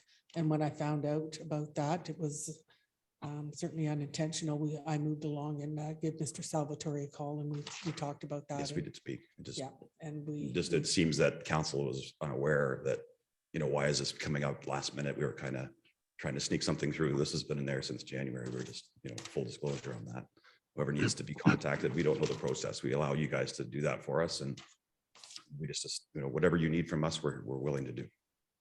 Thank you. Just for clarity, the process is when it first came to council agreed in principle to move forward with the. Yes, that was at last council. That's correct. right. So we were under the understanding that everything else has already been done. Those letters were circulated, but then that wasn't done. So no, it has been done process now, is and we circulating have the seen letters at that the time. letters, and I can see your concerns, Mars. I understand what you're saying. You don't want to lose that access, and you can have my word. You can use it as long as you want. I don't want anybody to go out on Highway 520 and get hurt. That's not an issue, for sure. Your children are more than welcome to use it. Thank you.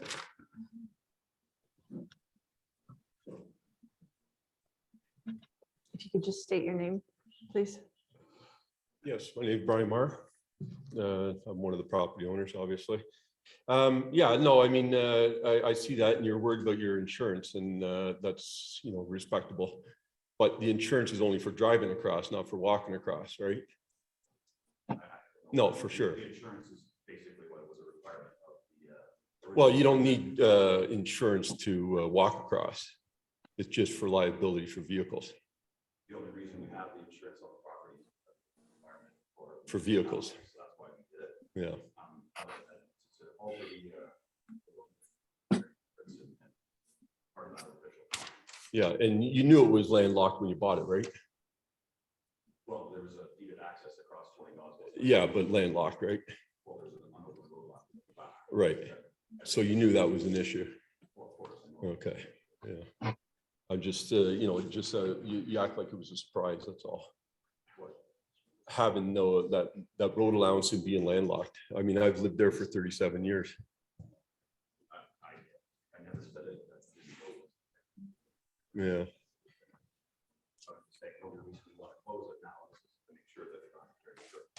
Yeah, and I mean, obviously, for me, walking across, to my son's property and back and forth, you know what I Mr. mean? Mar, Yes. could you just ask a question or make your comments? Having a back and forth conversation. Yeah, the no, people fair online enough. can't Yeah, no, hear. fair enough. Well, that was my thing. Basically, I mean, obviously, I've lived there long enough. My son's been there long enough. We've raised our families here too.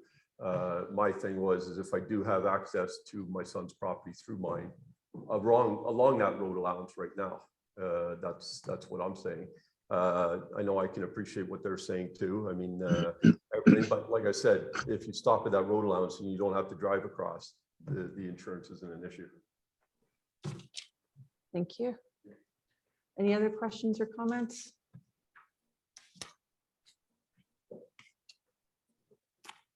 Okay, in that case, we will reconvene into regular meeting. So we'll need a motion that this meeting reconvene to the regular meeting at 8:23. Can I get a mover, please? Also move, Madam Chair. I already ticked Councillor Wood, so I'll make you second it. Mayor Comrie. Everyone in favor?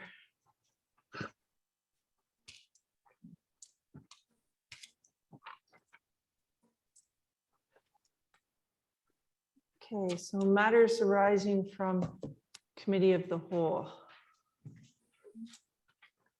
So the first application was 5.1 subdivision application for Stowe Network Consulting, Inc. So I have two motions here. I'm not sure which direction that council is inclined to move at this point.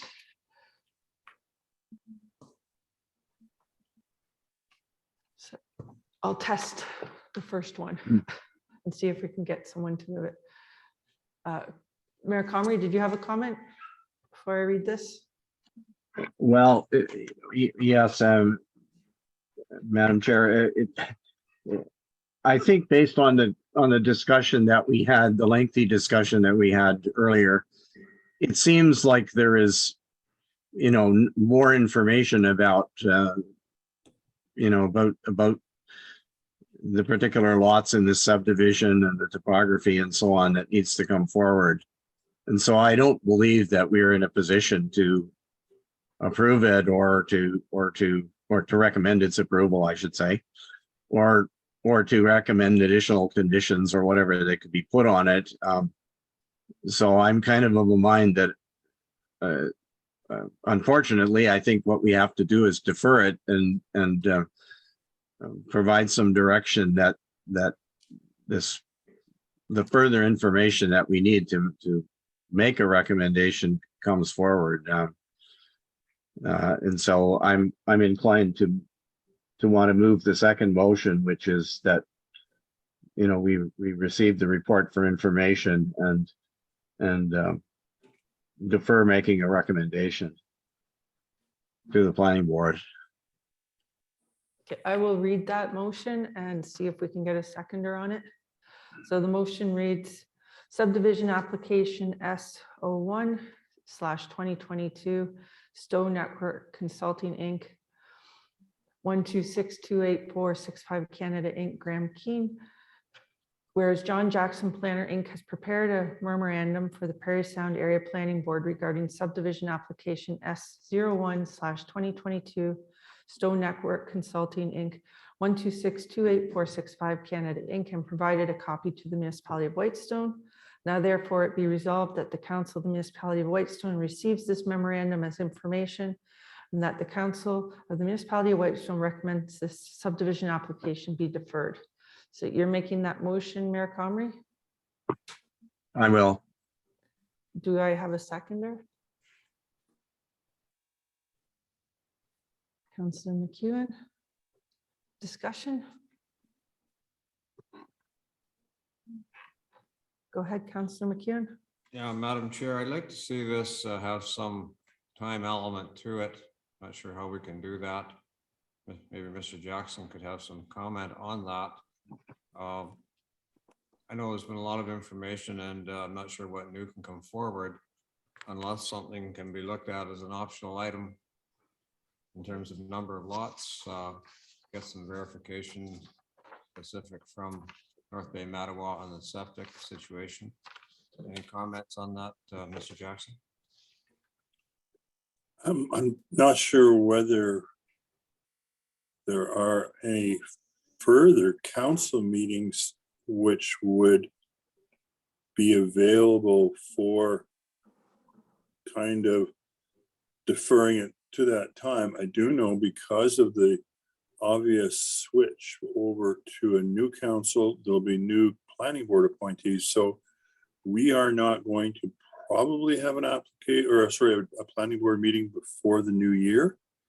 So in that sense, I guess it's up to council to decide when they'd like to bring it back without any, I think, I suppose, prejudice to the applicant, because we can't, as a planning board, give them a decision until 2023 at the earliest. So I would just leave it with council to say that you might just want to schedule at the first working meeting of the new council.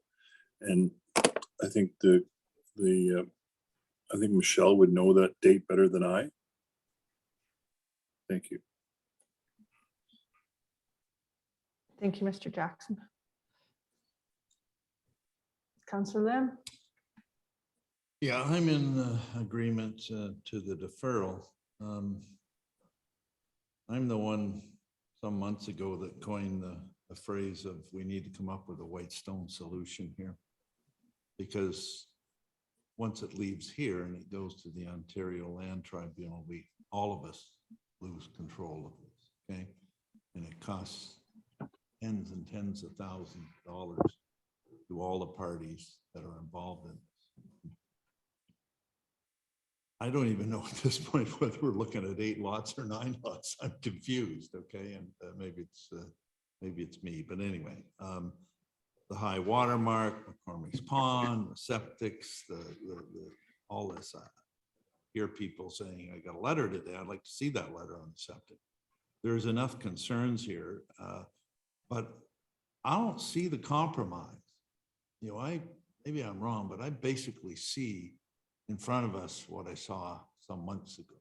And I think the parties, all of them, have to look very carefully at this thing and try to come up with a compromise. Otherwise, it's going to cost a lot of money to whoever is represented. I honestly think that if it was 6 lots instead of 8 lots, this would go through and everybody be looking real good at this thing. But I don't see that compromise. So again, I just want to encourage people to do the right thing here. You know, I don't think that Mr. Keene would like us to go forward with a vote on this tonight, because I don't think you'd get what you want. In fact, I nearly guarantee you, being on this council for so many years. So it's a favor to you to defer this tonight in essence. We want to encourage you not to, say, hell with it, I'm going to the Ontario Land Tribunal. I don't think that's in your best interest.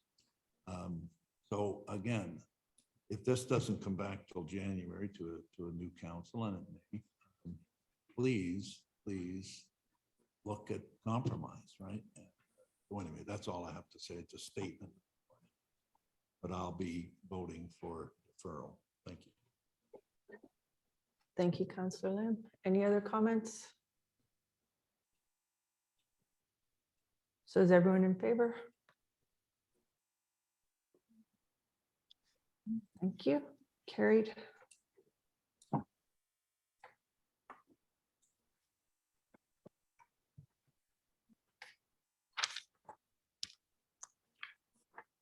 So 5.2, official plan amendment 2, next steps in regard to zoning bylaw amendments.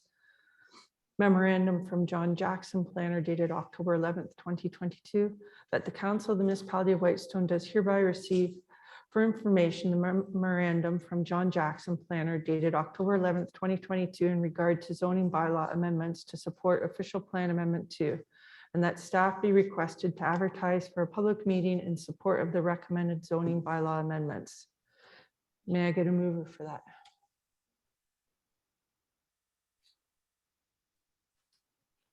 Councillor Lamb, can I get a seconder? Councillor Woods. Any comments or questions?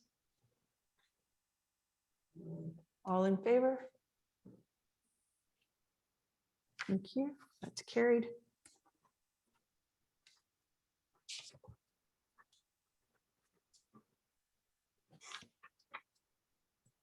So 5.3, consent application B53/2022 DUDA.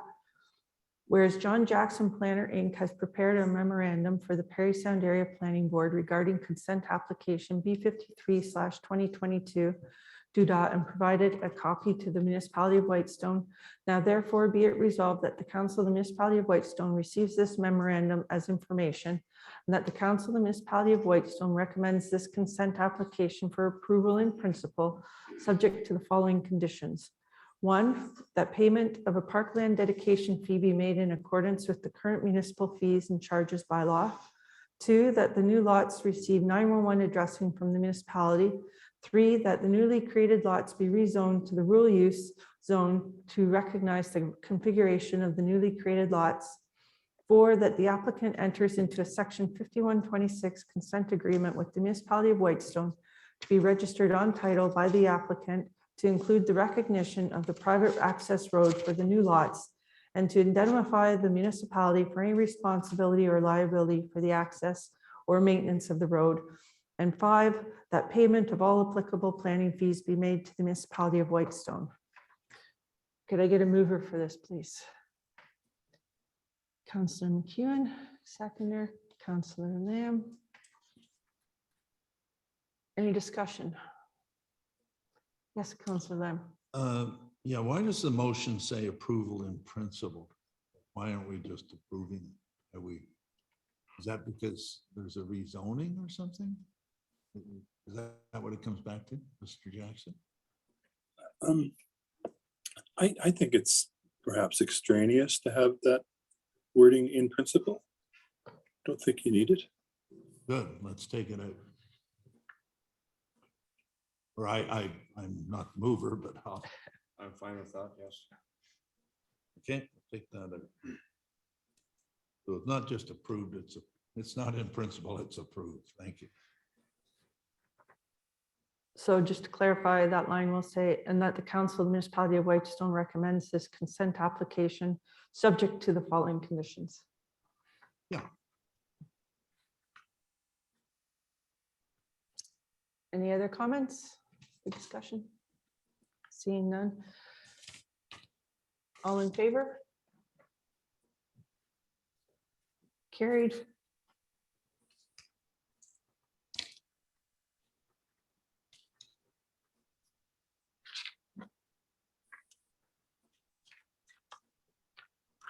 So 5.4, application to purchase and close municipal road allowance Salvatore.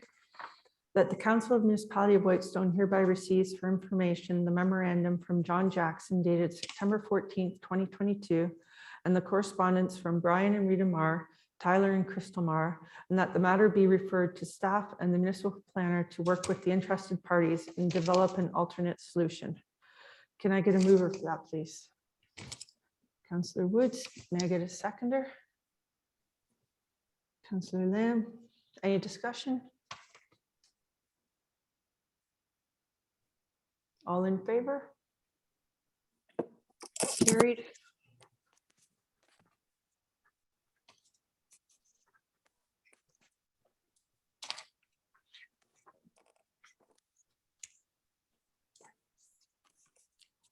Before we move on to the next portion of the meeting, I've been requested to have a 5-minute break. So we will reconvene at 8:42. Thank you.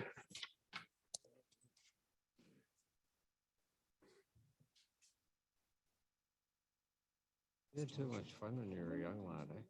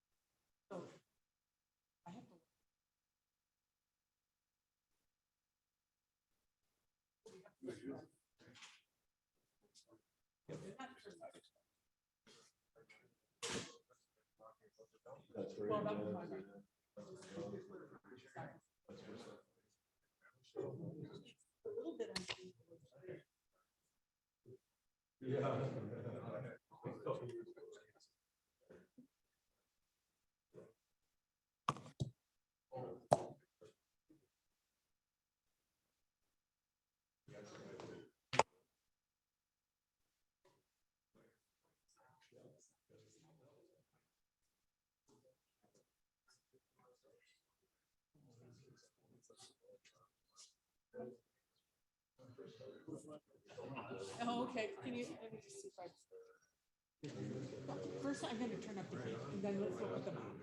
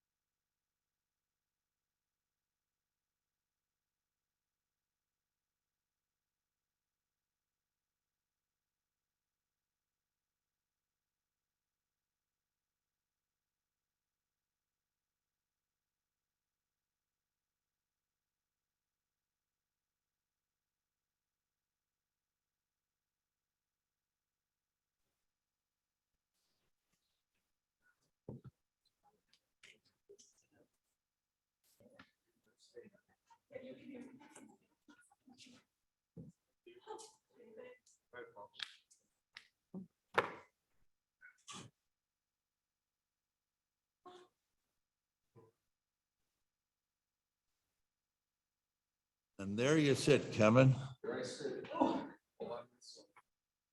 We're back. We're back to, where's Rodney? Probably in bed. Bob Whitman and Rodney for years. That's all that were in the crowd. Yeah. Welcome back, everyone. So we are on item number 7, consent agenda.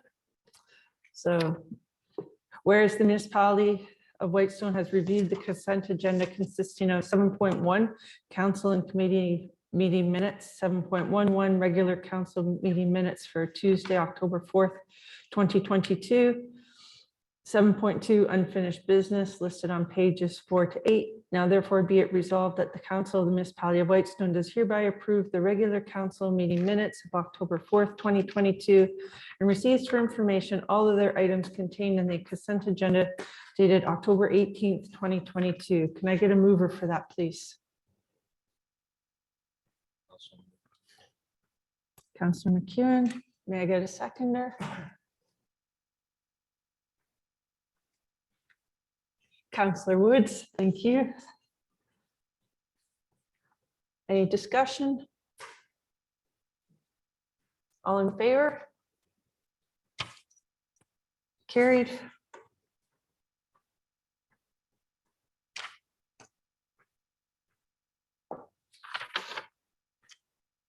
Accounts payable, item 8.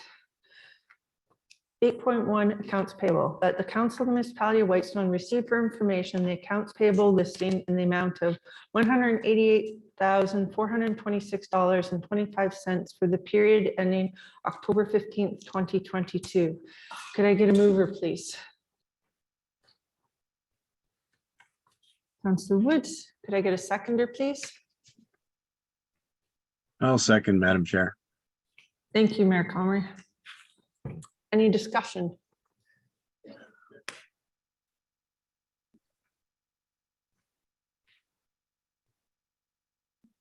I'm not hearing any questions. All in favor? Carried.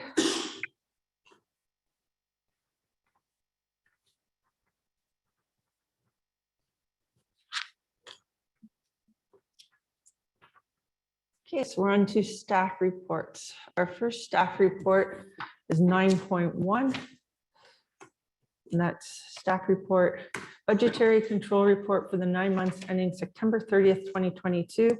That the council of the municipality of Whitestone does hereby receive report FIN 2022-11 for information purposes, and that the staff continue to keep council updated with quarterly budgetary control reporting. Can I get a mover for that? Councillor Lamb, a seconder. Councillor McEwen, discussion?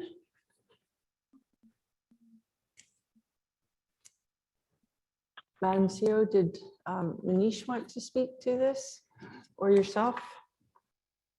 Thank you through you, Madam Chair. Our treasurer is on the line. I don't know if he wants to speak to it, but it looked like he was trying to say something there, so I'll let him speak. Go ahead, Manish. Madam Chair, thank you. The report states as we are in a favor of in the revenue. Revenue is a little bit unfavorable because there is 3 of the grants we expected in the Q4. One is the Ontario Municipal Partner Fund, around 247,000. We expect this payment in Q4. And there is another nursing station grant we have to apply. The most of the expenses are not there, so it is not applied, around 400,000. Once we have the expenses, we can submit to the claim. And another is the ICIP COVID nursing station, around 100,000. So these are the expenses not incurred at. Once we get all these expenses, then we have to submit to the ministry. Then we'll get this these grants will be expected in the Q4. That's the rest of the stuff with the expense side. We are in under the budget overall. And also the capital project, most of them happening in the Q4. Thank you, Madam Chair. Thank you. Any questions or comments from council? Hearing none. All in favor of receiving the report? Carried.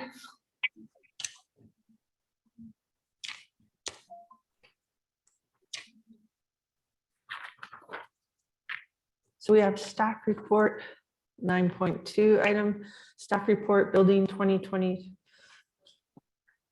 04. Should that be 2022? Okay. Building department update and building permit activity July 1st to September 30th, 2022. That the council of the municipality of Whitestone does hereby receive report building 2022-04 building services update and building permit activity July 1st to September 30th, 2022 for information, and that the staff continue to keep council updated with quarterly reporting. Could I get a mover for that, please? Councillor Woods, may I get a seconder?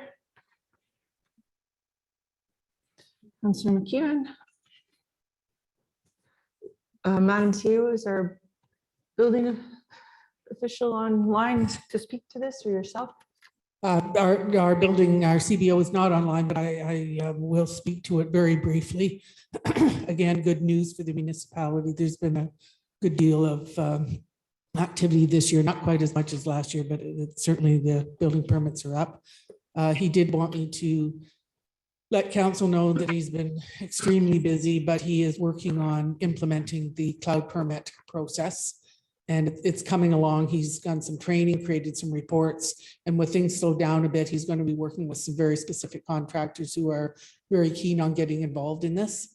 So probably from about end of November on into the new year, this will be a focus of his. Thank you. Thank you. Any questions or comments from council? Hearing none. All in favor? Thank you. That's carried.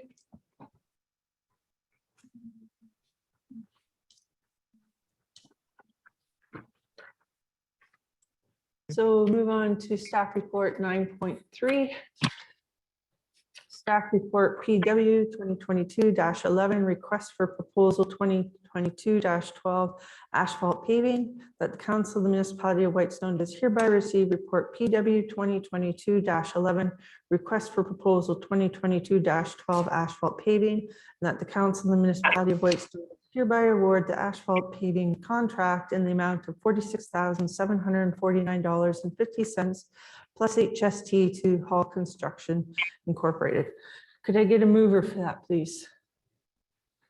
Councillor McEwen, could I get a seconder, please?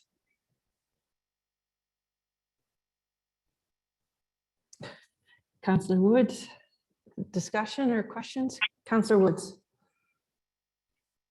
I mean, everybody knows I missed the past couple of meetings, but my question is, are we in immediate need to pave it at this time of year? Pave that area?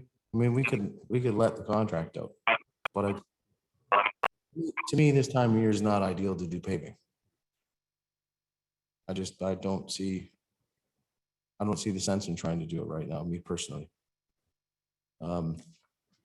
With temperatures dropping, we can run into problems when we're doing paving. I know that from personal experiences with family members that work in the industry. I don't know, just a comment. I missed the meeting, so that you guys might have had a discussion, and I don't know. Oh, Mr. Creaser, would you like to comment on that? Were you able to hear Councillor Wood's comments? Yes, thank you, Madam Chair. I spoke to Hall Construction. They are looking to get this done in the next 2 weeks, hopefully next week, they said. Looking at the forecast, we have favorable temperatures. Ultimately, we're looking at 5 degrees and rising to place it. Once the temperatures the asphalt, when it's brought in, if it's brought in nice and hot, it's got specific temperatures it needs to be placed at. If the asphalt is at that temperature and rolled at that temperature, you get the quality. The quality is there. So the temperatures are favorable for now, and they are within the standards, and to ensure that we get the quality. So those are the provincial standards that are laid out. If those temperatures are there, we do plan to go ahead with the work and follow the provincial standards that are laid out. So that if the temperatures do not permit us to work, then we will not let them work. I hope that answers your question. Go ahead, Councillor Woods. Thank you, Madam Deputy Mayor.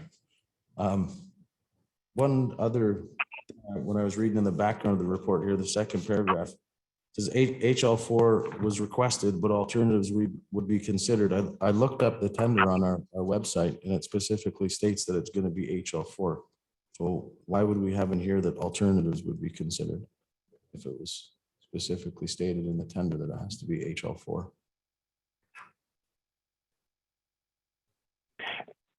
Through you, Madam Chair, that was part of the RFP. If someone wanted to submit an alternative, then we would entertain it. But no one submitted an alternative. Everybody's was able to get HL4. It's all coming from the same place, Fowler Construction, so there was no concern that way.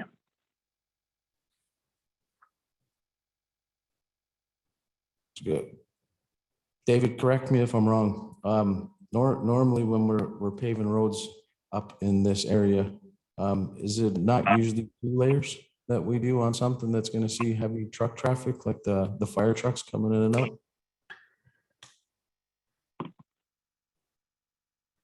Through you, Madam Chair, the structure of the road, the strength of the road is delivered through the sub base and base.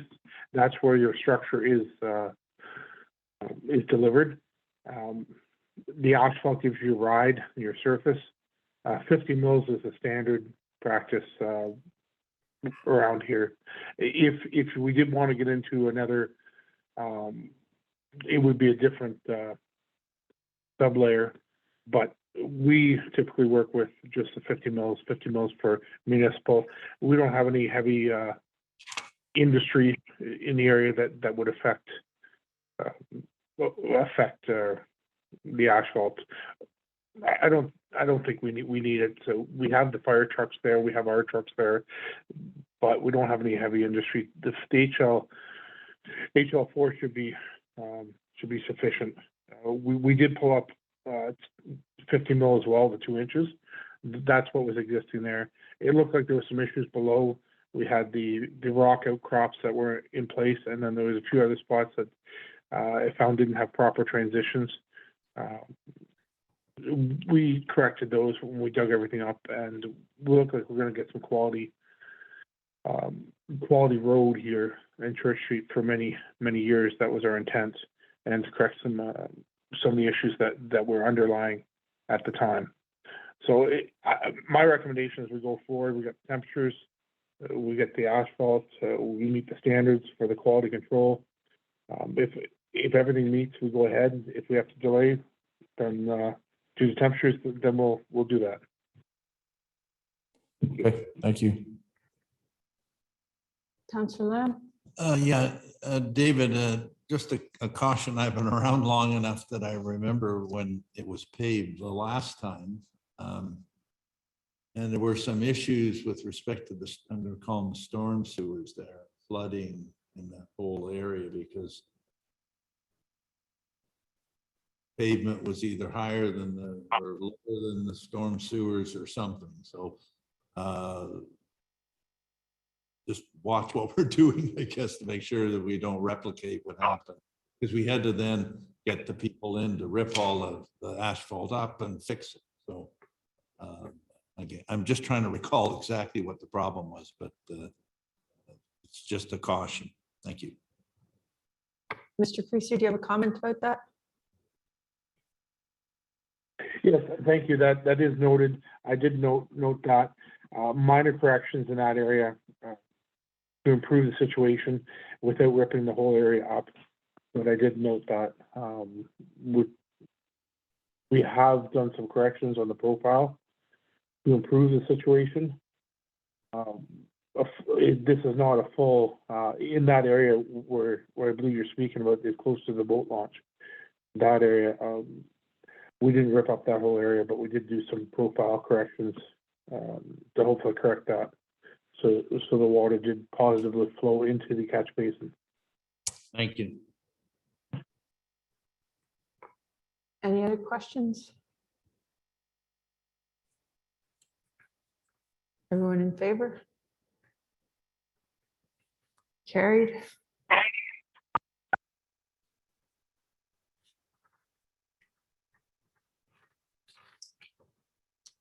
So we'll move on to item 10, bylaws. So we have a bylaw 10.1, bylaw number 55-2022, being a bylaw to close and stop up that part of the original shore road allowance along the shores of Washcash Lake in front of lot 27, concession 5 in the geographic township of Mackenzie, now municipality of Whitestone, district of Perry Sound, designated as part 1 according to plan 42R-21927, Stoll, Bruce, and Pitchner, Stoll, Susan. That bylaw 5522 being a bylaw to close and stop up that part of the original shore road allowance along the shores of Washcash Lake in front of lot 27, concession 5 in the geographic township of Mackenzie, now the municipality of Whitestone, district of Perry Sound, designated as part 1 according to plan 42R-21927, Stoll, Bruce, and Fitchner, Stoll, Susan, be read a first and second time this 18th day of October 2022, and further read a third time, passed and properly signed and sealed this 18th day of October 2022, and numbered bylaw 55-2022. Could I get a mover, please? We have Councillor Woods. Could I get a seconder? Councillor Lamb. Any comments or discussion? Councillor Woods? Just one quick one. Point number 2. The last line, bylaw comes into effect for other lawful consideration and the sum of $1. We only charge $1 for shore road allowance? I thought there was wasn't there a formula? Wasn't it a percentage based on? I don't It's know. in the bylaw. The bylaw itself. Oh, in the agenda? It's in the agenda 10.1, the actual bylaw, Okay. 55-2022. The very bottom. I was gonna ask the same thing. Here it is.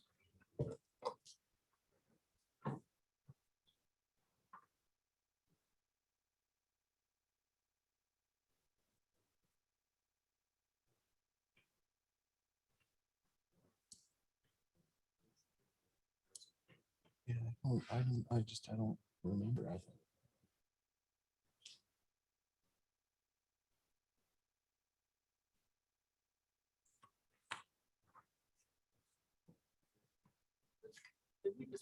Oh. There's been a suggestion that we defer this bylaw until we have a chance to confirm the information there. As the mover, Councillor Woods, are you in agreement with that? And Councillor Lamb?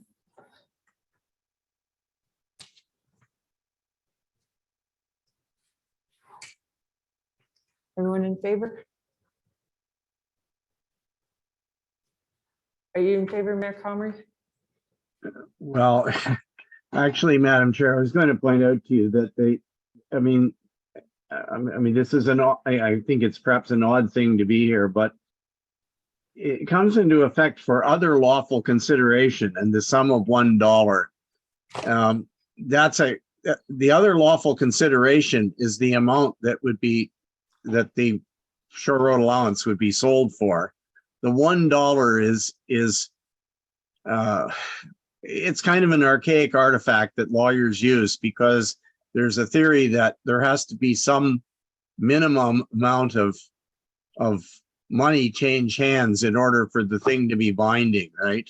It's an old English law thing, and I don't I don't think it suggests that it's the sum of $1 is all they're going to pay for the shore road allowance. That what they're going to pay is the other lawful consideration. So I don't really see it as problematic, but if you want to defer it and get it worded in some other way, that's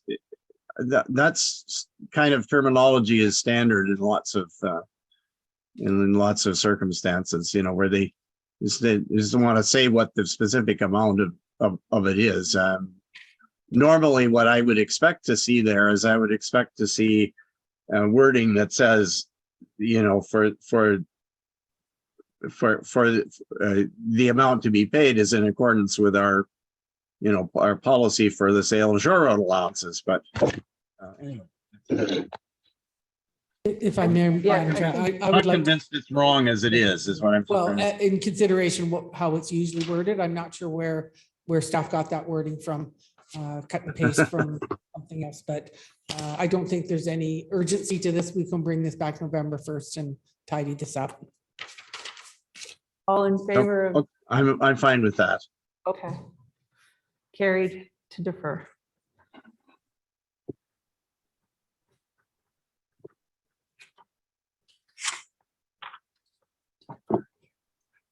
Okay. So we are on business matters. 11.1. Town of Perry Sound letter to Graydon Smith MPP regarding completion of 4-lane of Highway 69 and 400 dated September 16th, 2022. That the Council of the Municipality of Whitestone does hereby support Sudbury MPP Jamie West call for the province to expedite completion of 4-lane of Highway 400 between Sudbury and Perry Sound, and that this resolution be forwarded to Honorable Caroline Mulrooney, Minister of Transportation, Graydon Smith, MPP Perry Sound Muskoka, Jamie West, MPP Sudbury, and the municipalities in the district of West Perry Sound. Could I get a mover for that, please? Councillor Woods, Councillor McEwen, second. Any discussion? All in favor? Carried.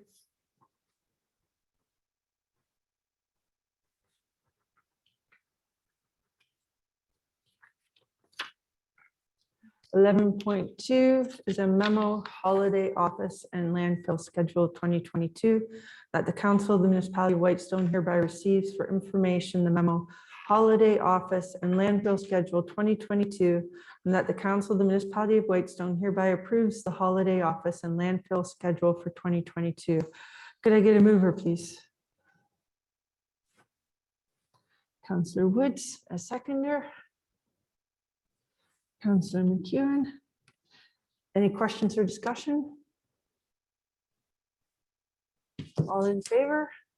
Well, just Go ahead, Councillor. this on the holiday schedule? Yes, it Yeah, is. okay. Yeah, just for clarification, and I think I ask this every year. So there's 3 stat holidays, right? And obviously Christmas, Boxing Day, and New Year's. The rest is made up holiday time and overtime and all that kind of stuff. Is that Yeah, correct? staff typically uses vacation or if they have new time. Okay, thank you. That's what I thought. Yes. Thank you. Any other comments? All in favor? Carried.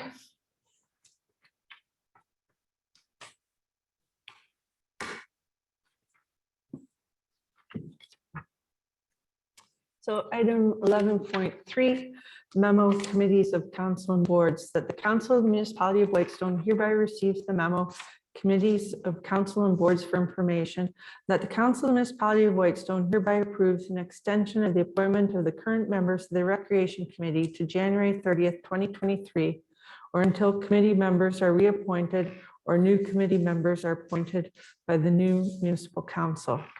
Could I get a mover for that, please? Councillor Lamb, and I'll have seconder Mayor Comrie. Any discussion? All in favor? Carried.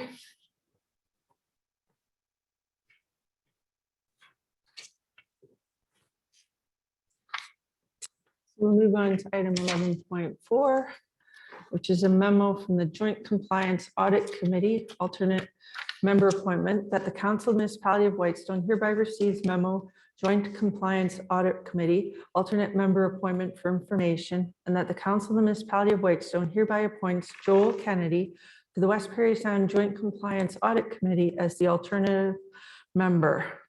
Could I get a mover, please? Councillor Lamb, could I get a seconder, please? Councillor Woods, discussion? All in favor?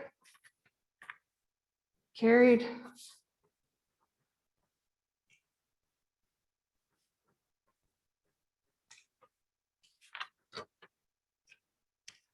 (11.5) Memo, funding agreement between WPS Recreation and Cultural Center Municipal Services Board and the Municipality of Whitestone. That the Council of the Municipality of Whitestone hereby receives the memo funding agreement between WPS Recreation and Cultural Center Municipal Services Board and the Municipality of Whitestone for information. And that the Council of the Municipality of Whitestone hereby authorizes the CAO/clerk and mayor to execute the funding agreement as amended by resolution number 2022-329 with the WPS Recreation and Cultural Center Municipal Services Board. Could I get a mover, please? Got Councillor McEwen. Could I get a seconder, please? Mayor Comrie, discussion. Councillor McEwen. Yeah, thanks, Madam Chair. Just a comment that the Municipal Service Board has reviewed and our amended agreement and have signed the agreement. So that was put forward from Whitestone Council to the Municipal Services Board. Thank you. Thank you, Councillor McEwen. Any other discussion? Councillor Woods.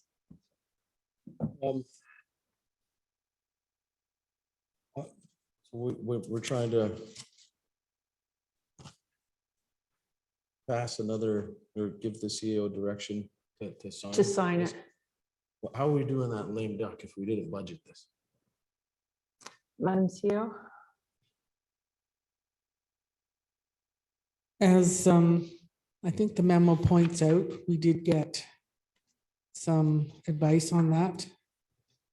And we are able to proceed to sign that, execute it, even though we're in lame duck. If you look at the staff advice, starting at the bottom of page 1, and there's 3 points, so 1, 2, and 3. I think the important piece is that the decision was made by council outside of lame duck.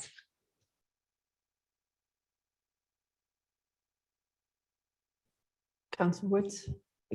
Under section 275, under restrictions 3D though, the municipal act states, making any expenditures or incurring any other liability which exceeds 50,000, point D.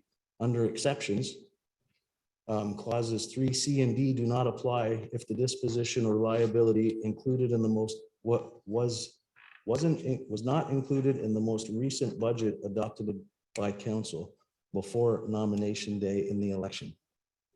We didn't budget anything for it.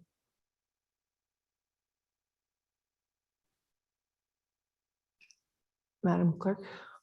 I can only tell you what the legal advice indicated, and that is within the memo for your information.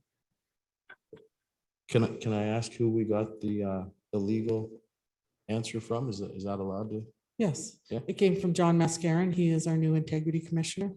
He's Okay. very familiar with these matters. Thank you. Any other comments or questions?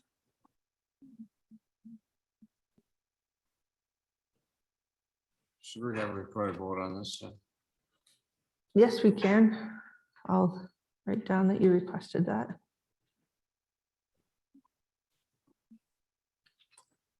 Madam CEO, would you like to carry out the vote?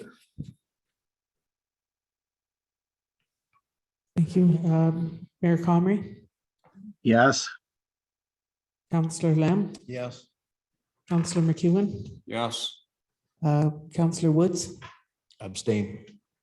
and Councillor Gore Matthews, acting Yes. mayor. So it's carried.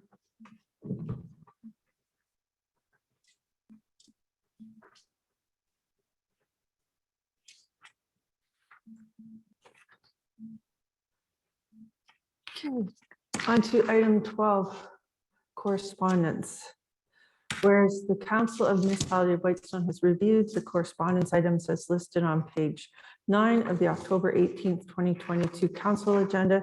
Now therefore be it resolved that council receive the correspondence items for information with the following extracted for further discussion / action. Does any, Councillor Woods? See? Anyone else have anything that they want pulled? Just trying to find the list. Yeah. I'm just cheering item C. Can I get a mover for that?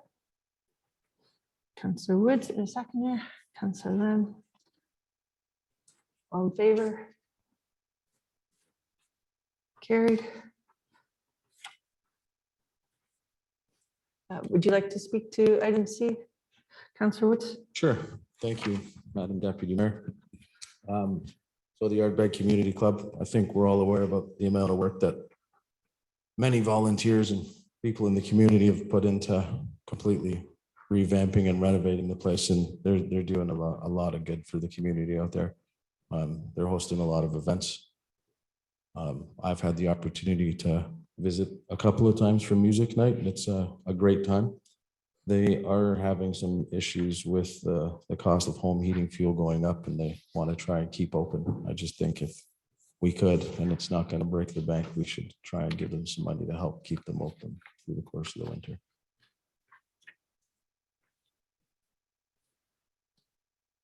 Any other comments? Are we Councillor going Lamb? to have a motion to, I think we should have a Yes. motion to pass this.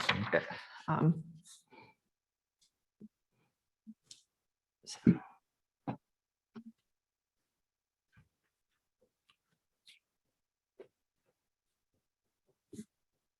Madam Chair, Yes, if I'm happy to move that we accommodate their request for a grant of, I think it's $3,200 this time. I just scrolled past it on the screen, but I think that's correct. yes, it is. I'm just writing out a motion. We accommodate the request of the Ardbeg Community Club for a donation of $3,200 towards the cost of heating oil. 200.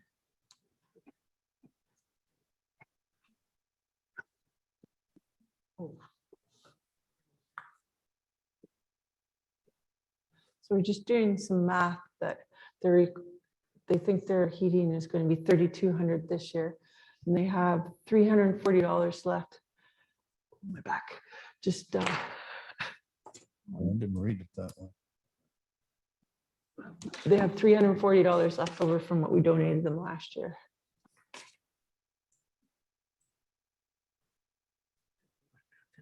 Oh, do you want me to use my phone? I can't do math in my head. Oh, yeah, watch. 2860.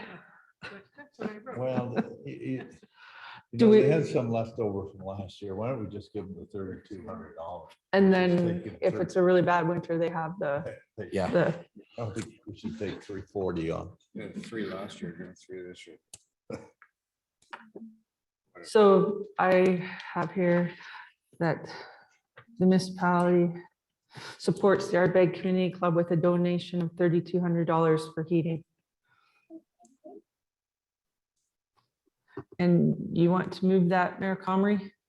Sure. Can I get a seconder? I'll second that. Thank you. I actually Councillor go there Woods. all the time.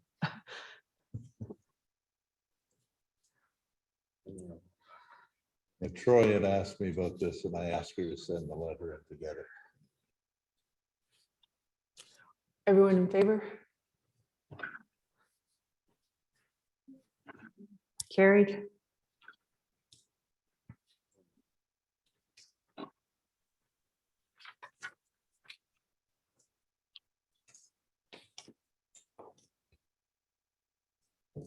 Okay, we're on item 13, counselor items.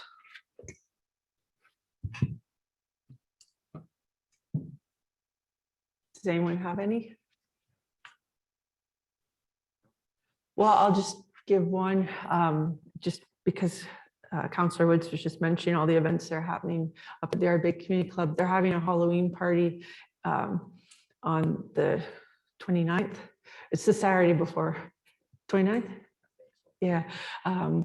And it's for adults. They'll have a liquor license and there'll be food and they have a DJ, you know, it's a fundraiser to help them continue.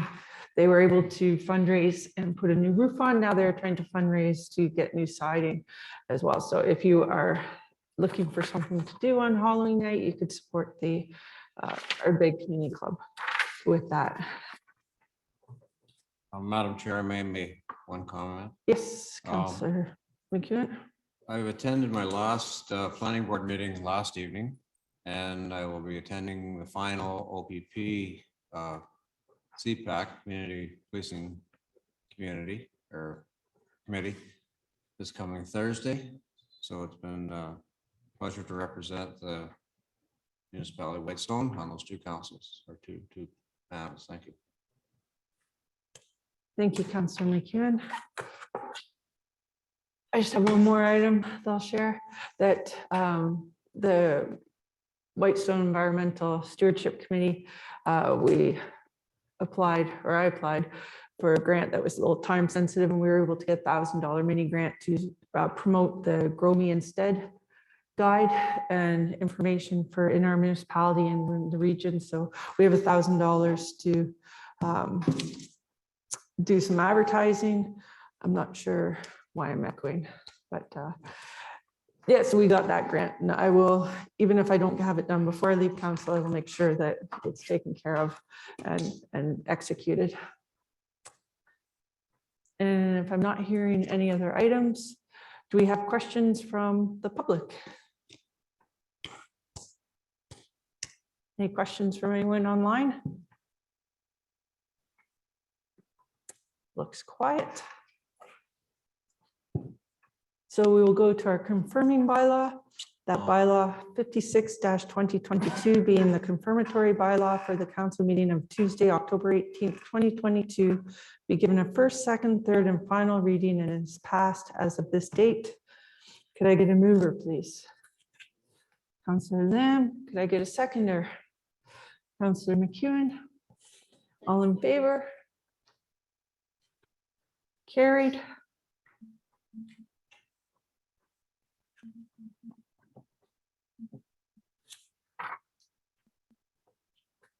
Adjournment.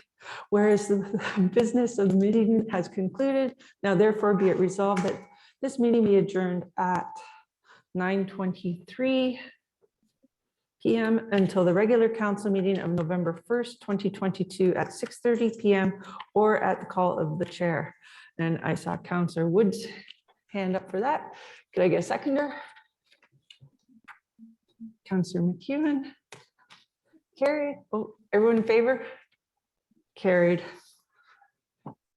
Good night, everyone. Good night.